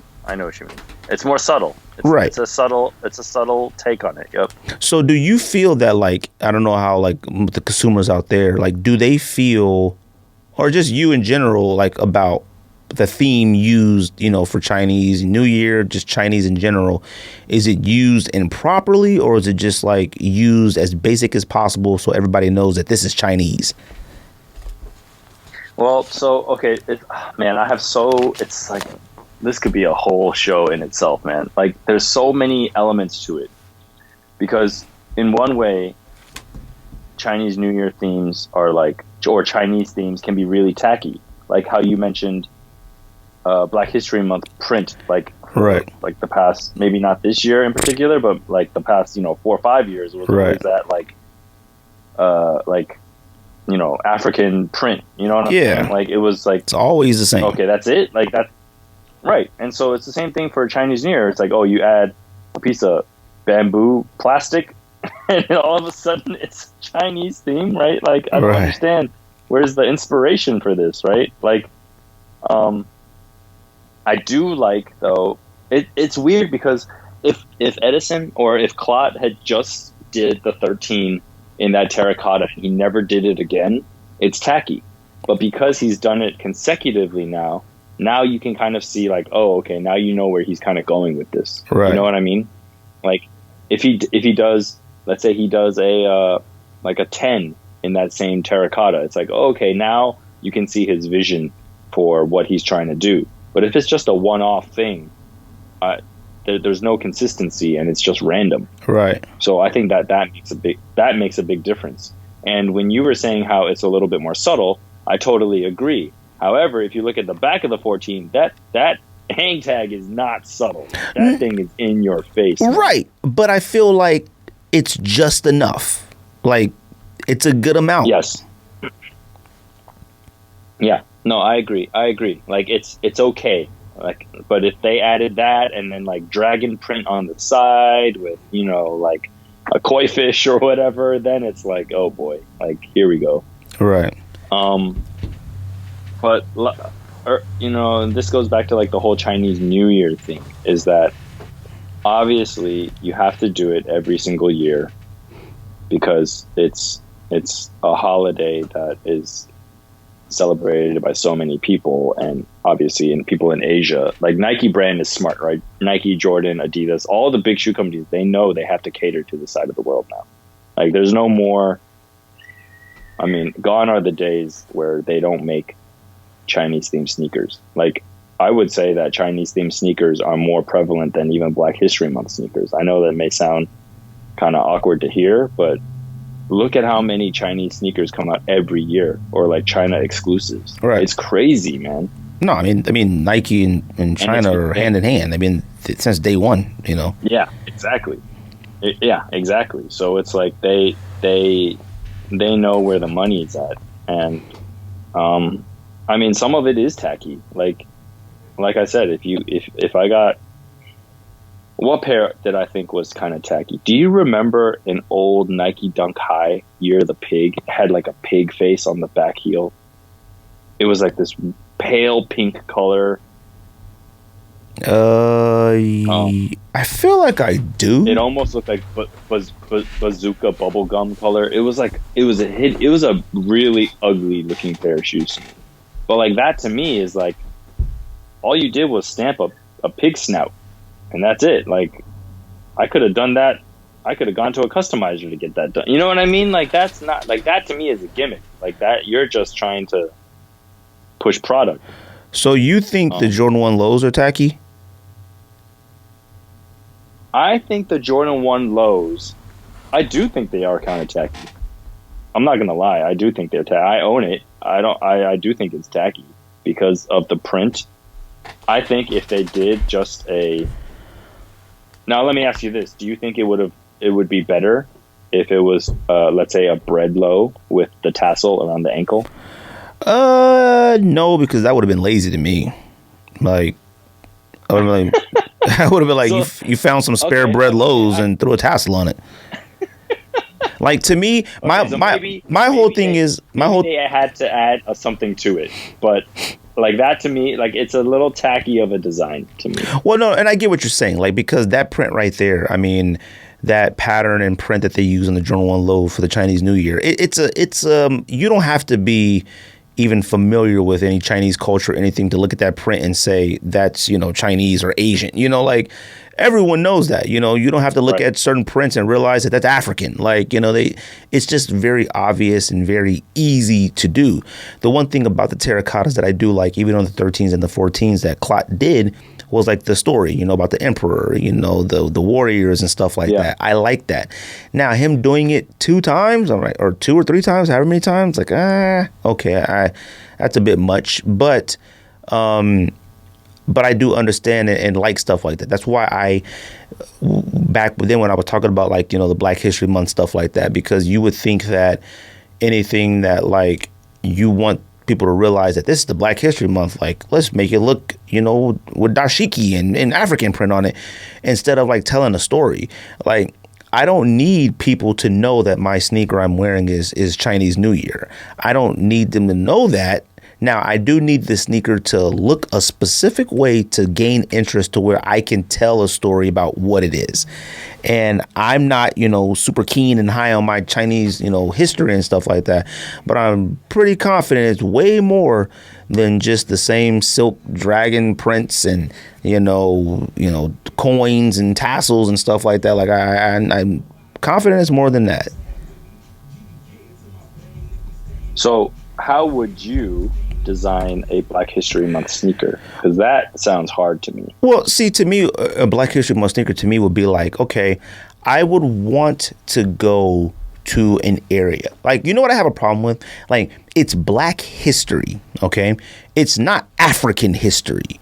Like, it could be Jamaican. Right. It could be anything. You know what I mean? You know what? Let's talk about something else real quick. And this is on the same field. So I don't know if you had saw, you know, shout out to Rico and like a few other people were talking about the Kith release of the shirts yesterday. They're like Black History themed or whatever. Not themed, okay, but like it was like a Black History month drop thing or whatever. And what it was like, man, I'm trying to frame how to like kind of start this conversation. So Rico or whomever had posted something like, oh, everybody wanted to buy the Simpsons Kith shirts, but nobody wanted to buy these shirts. Yep. Now, here's the situation with this is that like in that type of situation, Kith did do the right thing because they did something that we've been screaming on this podcast forever, is giving somebody else an opportunity to do something. They found these might be some popular people, but I didn't know of them until now. 3 young Black artists, and let them design 2 t-shirts for Kith. Okay. That's cool. You gave the opportunity to someone else. I would expect Kith or somebody stupid to be like a Victor Cruz Black History Month t-shirt, something stupid, but they didn't. They found 3 young Black artists. They did that. Now, when it comes to what they allowed them to do, that's the issue that I have. So like a Supreme box logo, Kith has like their own version of a box logo t-shirt. They had 3 artists. They can only make a design in that little box, that Kith box. And I was like, wait a minute, you told an artist, you gave them an entire t-shirt, which is basically a blank canvas, an artist, and you told them to confine their artwork into this small little Kith box. That to me was a messed up situation. I didn't like that. Now, the story and the story behind it and stuff like that, I feel like it got muted because they put out a bunch of like articles and interviews of the artists. They didn't do videos and stuff, When they dropped the Knicks collaboration, they put the Dipset video out. Like they had a rollout, like it looked fire, and they did their best. But like there are certain things to where like they had a Martin Luther King drop, and the stuff is just whack. Like the Martin Luther King shirts are whack, and the ones that just dropped with these artists, they're whack. And it's not their fault. I feel like it's Kith's fault, but like I really can't fault Kith for it that much because Kith did give them an opportunity to do something. They just limited that. Now going back to shoes, to me, like I said, people think Black history is strictly Africa, and when I think of Black history, I don't only think of like Harriet Tubman and Martin Luther King, and that's not the only like. History means in the past. History doesn't have to mean way in the past all the time. So like you can make anything you want to recreate something to represent Black history. Like if I made a t-shirt or something, man, I would probably like, Black comedians. That's Black history. Your Eddie Murphys, your, Richard Pryors, your Red Fox. That's some Black history to me. Like, that's something that should be celebrated because it's easily forgotten. You know what I mean? If I'm doing something for a sneaker to represent Black history, I'm going to go find a story about something that people may not have known about. Something in Jamaica, something in Africa, something somewhere of a story about, the land, the trees or something. You can make an all green sneaker or a brown sneaker, something to represent the land, the mountains, the whatever, anything to represent the country, the area, or a story. It doesn't have to be throw on a dashiki print.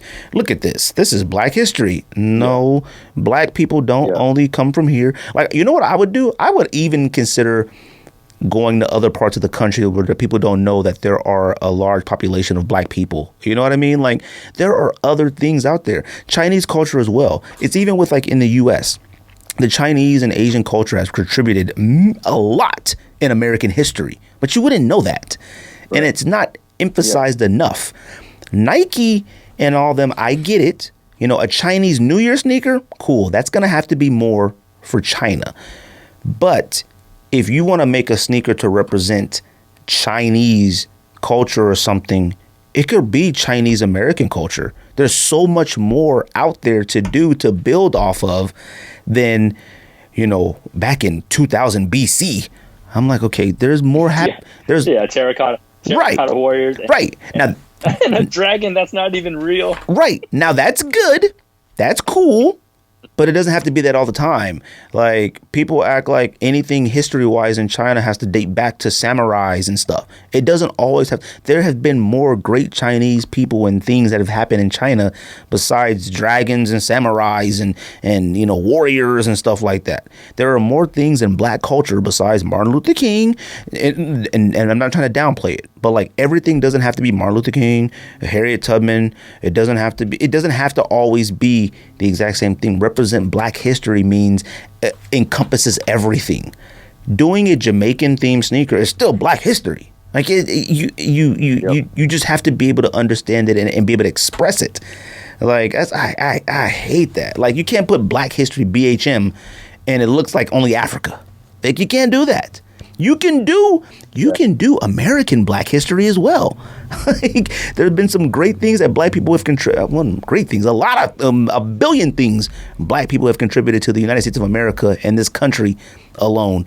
You can find something else greater to do besides, some dashiki print or whatever. Like, Yep.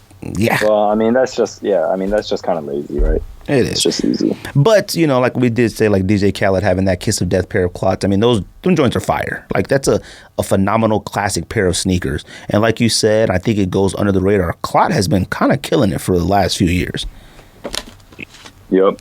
They have been. Definitely.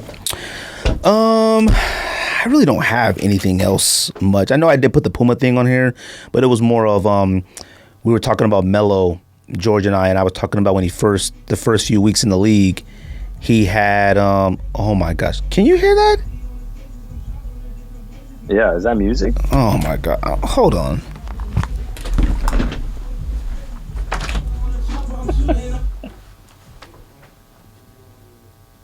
Jesus Christ. Yo, it's a club. Hello? Jay? Does Rocio know you're going clubbing? All right. Like, man, like, the cats here just have no common sense in this studio. Like, just none. Like, I'm over here recording and they're bumping the loudest bass of all time. Like, these cats are aggravating here. Like, I mean, come on. Yeah. They put up a couple, to have your old man on the lawn. Get off my lawn. I'm about to. I got to go out there and start yelling at them. Like, man, come on. But yeah, no, I was saying that like LaMelo, the first weeks or the first month he started playing in the league, he was wearing a specific model of Pumas. And I didn't know it was already out yet, but it's the Clyde All Pros. Them joints are fire to me. Not nothing big. I really didn't have nothing to talk about it with. It was just more of the fact that like it's an additional thing that Puma has come out with that's been fire and nobody knows about it. Like, I have no idea. Yeah, they haven't done a good job marketing that at all. No, the only shoe they market is J. Cole stuff. That's the only one that I feel like I see and know about all the time. Any of the other Puma stuff, nothing whatsoever. And I seen like some good pictures and stuff like that. I'm like, yo, I didn't know these were they've been out so long, they're already on sale. I found a pair for like $37. Wow. So I was like, well, and it was a size 14, but still like $35 for it. I'm like, okay, it's been out for a minute. I don't have anything else. Who's got a crazier voice? LaMelo or Patrick Mahomes? Patrick Mahomes. His voice is the craziest voice of all time. Like, it's amazing that like of how. Like it feels like, whether you believe in God or not, I do, but like, it's like God said, hey man, I'm going to give you the most football skills of all time. You're a decent looking guy, but I'm going to give you this weird voice. Like, you can't be perfect. I mean, if he had a regular voice, he'd be almost perfect. He'd be like a perfect human. Like, I mean, he's a decent looking guy. He a big kid. A freaking phenomenal freak athlete, but it's like, nah, we'll give you a weird voice. Like, you can't be perfect. Like, he'd be close to perfect if he had that. Like, but I'll tell you this though, Super Bowl wise, I know you said you didn't watch that much. A lot of people keep talking about the Super Bowl as a blowout. There wasn't at any point in that game where I thought it was a blowout because of Patrick Mahomes. I was like, oh, fourth quarter down by 25, whatever. Still not a blowout. They'll come back. Like, it wasn't until it got to 3 minutes where I said, all right, the game's over. That's how good Patrick Mahomes is and the Chiefs are. But I will say though, like, I'm excited. I will say, like, I'm really high on Melo right now. Like, I'm really, he's really good. I like his confidence. That's what I like about LaMelo right now. His brother Lonzo, he has no confidence to me. Yeah, but I feel like that was like stripped out of him. You know what I mean? Like, there's a lot of players that are good basketball players. You can't tell me that Markelle Fultz led college in scoring, was supposed to be the next James Harden, and he comes in and he gets injured, and then like all this controversy, and then now he doesn't know how to play basketball anymore. Like, that doesn't happen. You know what I mean? It's like, right. He's come back. Oh, that's what I'm saying. But it took him 4 years. Right. It took him 3 years. Three and a half years. And now he went out with an injury this year for the entire season. So there's no telling what that might do to his psyche. That's what I'm saying. So it's like, I just feel like bad teams just have a way of just ruining people. Or, I mean, I'm not saying the Lakers are a bad team, but at the time, he played with Kobe, right? Like, he just got ruined. Yeah, he got ruined there. Yeah, like, I feel like the stage was just too big. Like, it was him and Ingram and Kuz. I think the stage was just way too big for them. Plus, his dad was like, you know, I think the benefit of like a LaMelo right now is that the dad kind of got all the nonsense out with Lonzo. He wasn't as crazy and stuff with Melo, you know, during this time. No, for sure. You haven't heard him at all. Yeah, not at all. I think like he might have ruined Lonzo a little bit. Like he put too much on him. Like everything that the dad was doing was literally falling on the pressures of Lonzo. Like, he has to back that up, everything the dad was doing now. And then plus playing in L.A. Plus, I'm sure Kobe and all of them wasn't going easy on him, you know, in practice and stuff like that. But I will say that I'm surprised him going to the Pelicans, he still sucks. And they're talking about trading him. I'm thinking to myself, like, man, come on. You got Zion and Ingram. And Zion and Ingram will probably both be all-stars this year. And JJ Redick, and you still can't get it together? Like, I don't understand. Like, people keep talking about Lonzo's shot. I hate when people act like you can't be really dominant at something and make a difference in the game.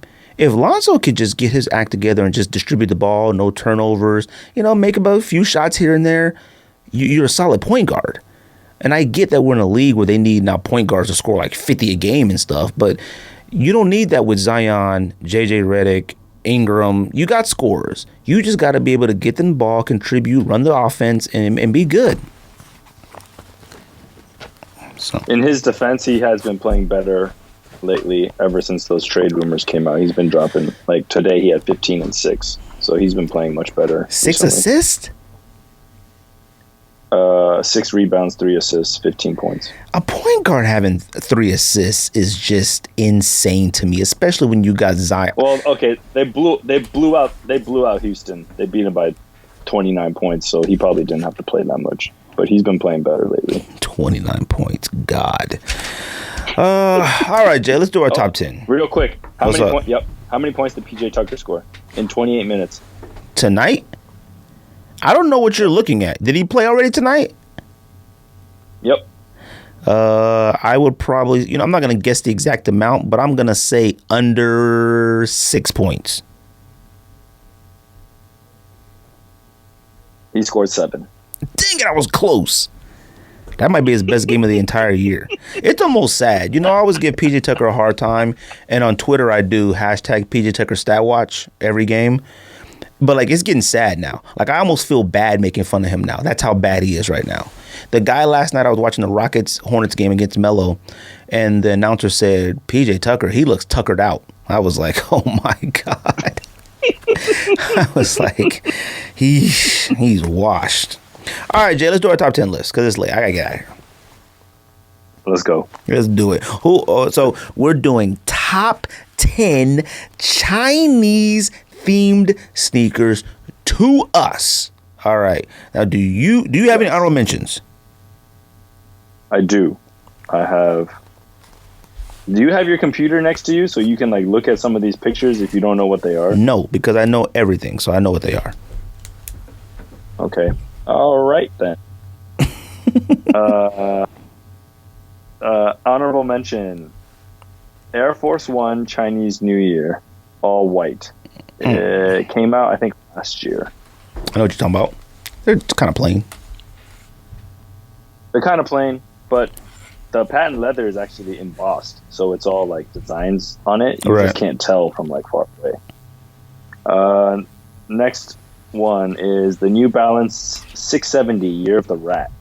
Even though it has, I don't know how it has anything to do with the Year of the Rat, but the colorways are fire. I mean, it's fine, but I've never heard you even make any reference to any of these sneakers. I just like the way it looks. Man, see, that's whack. You did what George does. You went to a website, looked up all the Chinese themed sneakers, and saw that and said, "Oh, this is aight." It is aight. Oh, that's whack. You don't care about that sneaker. What else you got? I care about the way it looks on foot. Stop it. What else you got? Shout out to my boy Eddie Huang, 2019 Ultra Boost Chinese New Year. I forgot about that one. That one's already pretty good. He might be coming on the podcast next month. So. Oh, word? Yeah, they actually reached out about that movie. I mean, I probably shouldn't be talking about it, but they reached out. Yeah. Like they reached out to us about. Sure. Yeah, they reached out to us about that movie or whatever and asked, would we have them on or whatever. It's kind of a weird situation, but I don't know. We'll see. I'll tell you more about it later. I don't want to talk about it on here. Yeah. Well, make sure that you mention me because we hooped and we hung out in Taipei a couple times. Dang, he was there. Must be nice. See, that's Chinese history right there. Yeah, that's Chinese history right there. You should make a Shanghai Soul Eddie Huang collaboration. What else you got? 2018 Foamposite Lunar New Year fireworks. That's not in your top 10? No. You're an insane person. Your list is already whack. You know what? I am going to put once you make the video, I'm going to put up a poll and we are going to compare lists, and I bet you I will win. No, you won't. And if you win, it's because... Yes, I will. No, you won't. It's a guarantee. What else you got? That's all you mentioned? If I win, it's because what? Yeah, if I win, it's because of what? It's because anybody who follows you is biased. My honorable mentions, I got Kobe 5 China and I got LeBron 7 China Moon. That's my only two honorable mentions. Kobe 5 China. Yup. And LeBron 7 China Moons. You don't even know what they are. Look at you. I do know what they are. But the Kobe 5 China, yeah, those are kind of boring, huh? Yeah, they're kind of plain. I mean, they easily look like McDonald's. So they like McDonald's. Look like, or USC. McDonald's All-American. Now I love Kobe 5s, which is why I was like, I'll put it on honorable mentions or whatever. All right, you want to do your list first with me? Kobe 7, you want me to go first? I can go first, doesn't matter. Okay, do all 10. All 10. Number 10, Vans, Year of the Pig. Oh my gosh, Jay, what's up, man? Jay, what's wrong with that? I don't even think you own any Vans. I do own a pair of Vans. A pair of Vans. I own one Jay. pair. Come on, Jay. I own one. I'm a Chucks guy, man. Well, Chucks guy. There is no Year of China Chucks, I don't think. Oh, I actually forgot. I have a few more honorable mentions. I just scrolled down. I forgot. It's Kobe 9 Chinese New Year low. Kobe 9 Chinese New Year low. What the heck is that? Yeah, it's red. Oh, I know what you're talking about. Look it up. Yeah. And then the Jordan 12 Chinese New Year women's pair. So it was like a beige color. You remember how they did the men's? The men's was the taxi. The women's was a beige one. Oh, okay. I know what you're talking about. Yeah. What's your number 9? But number 9, Jordan 14 Clot terracotta. A little too low, that but pair's grown on me, man. I don't know why this pair has grown. That pair is fire. I don't like lows. I don't even like Jordan 14 lows. But these for some reason look pretty good. I don't know why. You tripping. Lows are fire. Rico loves these. Rico loves Them this pair. joints He's like, are fire. I need them, but I'm not buying them. What else you got? Jordan 1 XQ China. Jordan 1 XQ China. What is that? Look it up. Hold on. What else you got? It's one of my most prized possessions. Prized Jordan. Oh my gosh, I know what you're talking about. Those suck. No, they don't. Those are ugly. Those colorways, those colors are tacky together. Fam, what's up with your list, Jay? You rushed your list. You didn't put any work into your list, Jay. Your top 5 better be fired. So much work into this. Your top 5 better be fired. Hey, I'm Chinese, so my list by default wins. What else you got? Number 7, Kobe 8, Year of the Snake. The black. Did you drop something? No, that wasn't Chinese, was it? Year of the Snake. Year of the Snake. It is Chinese New Year. Let me see. That one's Chinese New Year? Yeah. Okay. I didn't think that was Chinese New Year. Dang it. The red one is Year of the Snake too? Yeah. He did 2. Dang it. I would have had the red one on there. That red one is one of my favorite Kobe's. The black one is, it is a snake, right? Like, it's no, it is. sick. We had it, me and George had it. We were like, ugh. No, the one I didn't like was, remember that one? Was it the Kobe 8? Kobe 8, the one with like the shedding snake skin. Do you know what I'm talking about? It was like a Christmas one. Yeah, that was a Christmas one. I thought that was supposed to be like a broken ornament. Like it was supposed to be glass from an ornament. No, that one was a snake shedding its skin. That one was bad. It actually it was like rubber. It was like rubber poking out. It wasn't bad. It was okay. And that is tacky to me. What else you got? Number 6, Nike SB Dunk High Chinese New Year. You got that at number 6. Oh my God. Should it be higher? Yeah. It's pretty fire. I actually have. That's one of the. I have that pair. I bought that last year actually when we were on the pod talking about Kobe.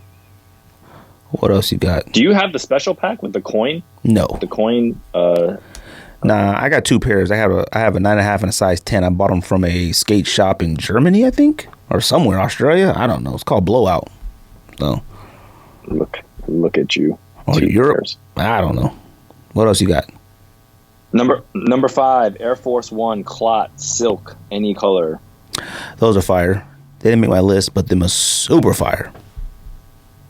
Which color do you like? All of them. Blue? Probably the blue the most, but I do like that pinkish one. But them joints are fire. Oh man, that rose color is fire. Number 4, Foamposite Tianjin. Okay. Yep. As long as at least you have it on there. I was like, if you don't got Lunar Zone, I would have it on. What else you got? That's why I put fireworks down. I couldn't have 2 Foamposites in my top 10 like that. That's not. You gonna hate my list then? Number 3, 2021 Jordan 1 Low Chinese New Year. Wait, the one that just came out that you said you don't like? I didn't say I don't like them. Yeah, you did. You said they're tacky. I don't not like them. They're the print is a little tacky, but I like the tassels and I like the materials. And Jay, your list is inauthentic. You literally just said that they're tacky and that they're okay. But I think design-wise, they're pretty good for a Chinese-themed sneaker. Oh my God! I'm talking about Chinese-themed sneakers. It's a Jordan 1 Low, design-wise. All right, what else you got? Jordan, number 2, Pharrell NMD HU Happy China Happy. Jay, you don't own one HU. What? I can't believe you said that. I wish I did. I wish I had the black and yellow pair. The black pair. That's like the one that you gave away. You have this at number 2. You don't think this is a fire shoe? It's a fire shoe, but at number 2? Jay, that sneaker is like $8,000. It's because it's represents gold and money, and that's what it's fire. This might be the wackest list you've ever made on this show. I'm not even joking, though. What? Just because it's $8,000? What do you mean? No. Out of all the Chinese themed sneakers, you put one on here that last sold for $6,500. Oh my God! What's wrong with that? What else you got? What's wrong with that? What else you got? I wish George were here because he would slap you for me right now. No, he wouldn't. He'd agree. Yes, he would never have. He would never have that one on his list either. That's true. He might not. And then number 1, Jordan 1 mid Clot, any color, black, red, white. 新年快乐, Happy New Year. Jordan 1 mid. What? Clot. Oh, that's your number 1? Jay, what's up, man? It's satin print. It's satin with Chinese print. It's tearaway with gold underneath. And every Chinese person loves gold. Black. Jay, you got 2 Jordan 1. You got black and a red. No, you got 2 Jordan 1 mids. 2 Jordan 1 mids. You got 2 Jordan 1 mids in your top 10. You got a Van. Yeah, you do. You got a Van. Number 8 is not a mid. Number 8 is not a mid. That's number not a mid? God, it's so. No, it's a high. And then you got a Vans at number 10, and then you got a Human Race worth around between $6,000 and $10,000 as number 2, and you got a Jordan 1 mid as number 1 in this category. Those gold accents are actual real pieces of gold. That's why it's $6,500. All right, let me read my fire list real quick. Your list is to lose to my list. I guarantee you. Number 10. I got the Nike LeBron 9 China. Probably should be way higher, but I'm talking that China 9 is one of the best colorways in that model. Period. I love those. Do people still wear 9? You don't really see them that often. Number 9, I got Adidas Ultra Boost DNA Chinese New Year. This is the one that had the flower print on the boost and the flower in the back of the shoe and had the tiger on the toe box.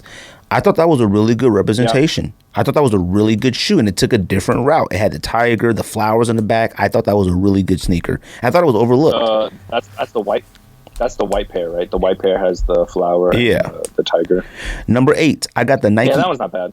Number 8, I got the Nike Air Max 98 Chinese New Year, the one that you sent me. I mean, the shoe itself, it may be too many different materials, but the visual aspect of that shoe is beautiful. Like, there's not a lot of shoes that I would look at and say are beautiful. It is a good-looking shoe. The details on that shoe are incredible. Incredible. And you don't even got it on your honorable mentions or top 10. Mad disrespectful. Number 7, I got the Nike Jordan 1 Low Chinese New Year. The one that I said I've always liked and the one that you said was tacky. It's in my top 10. It's number 7. Number 6. Uh-oh, looks like I messed up. Give me it. Uh-oh, your list is losing already. Let me see. Oh, shoot. What did I do? Here we go. Oh, you know what? I think I messed up. Why do I got this LeBron? Bruh. Wait a minute. What is... I really wish George were here. He would be flaming you in half right now. Man, forget George. Let me see. Oh, I'm sorry. Number 10 is LeBron 8 China. Sorry about that. I thought I wrote the wrong thing. Number 10 is LeBron 8 China. So let me go back to that. All right, good. Whew, I messed up. All right. There's nothing China about these. No. It's a good looking shoe. The reason why I have it at number 10 is because it's a gigantic boot, but it's still a good looking shoe. It's white and red. It's not over the top. It's not tacky. It's just white and red. I like it. So that was number 10. Sorry. Number 6 is Nike LeBron 9 China. Fire. Number 5, Nike Jordan 14 Terracotta Clot. I mean, that joint is fire. All right. That joint is already a top 5 to me. Number 4. Would you pay $320 for them? Yeah, if I didn't want AirTech Challenge Wimbledons. Number 4. Saying that you're not going to buy AirTech Challenge Wimbledon. Yeah, I am. I just may not buy them this month, but I'm buying them. Number 4, I got the Nike Foamposite Beijing Planet. That joint is fire. All right. That joint okay. One came out last year. Yeah. Number 3, I got the Nike Foamposite Tianjin. Fire. Number 2, I got the Nike Foamposite. I got the Nike Foamposite number 2 Lunars. You have 3 foams in a row. Those 3 Foamposites might be the best Chinese representation, well, Chinese themed sneakers ever. That's not even a period to me. Oh my God! And number you lost, bro. And 3 foams in a row. No. Stop focusing on the foams and focus on the shoe itself. Don't be disrespectful to Foamposites. 1, 2. Don't be disrespectful to the theme of the shoe. Those themes on their shoes are done flawlessly. And number one is what I'm wearing right now, which you had way too low on yours, is the Nike Dunk SB High Chinese New Year. This shoe is one of, if not the best Chinese sneaker ever. Now, is it just black, red? I mean, is it just red and gold? Yeah, it is. But the suede on it, that came with the additional like rope kind of type laces, the speckled sole. Come on, the speckled sole on the bottom joint is fire. I'm wearing them right now. I love them. All right, Jay, I got to get out of here, mate. Let me send you. I'll send you those tail coins, and then you can put them on the lace. That way, you can make them real. Make them real. Authentic. Yeah, okay. All right, Jay. I appreciate you coming on the podcast, man. It's always good to have you on, man. It's always good to have a good conversation with you. I don't have anything else. Jay, you got anything else real quick before we leave? Nothing really. I mean, I appreciate you having me on. I know you weren't feeling well. You were going through your exorcist moment of your head spinning backwards, and I thought I was about to die. All right, but no, Jay. Is George back next week? Maybe. Who knows?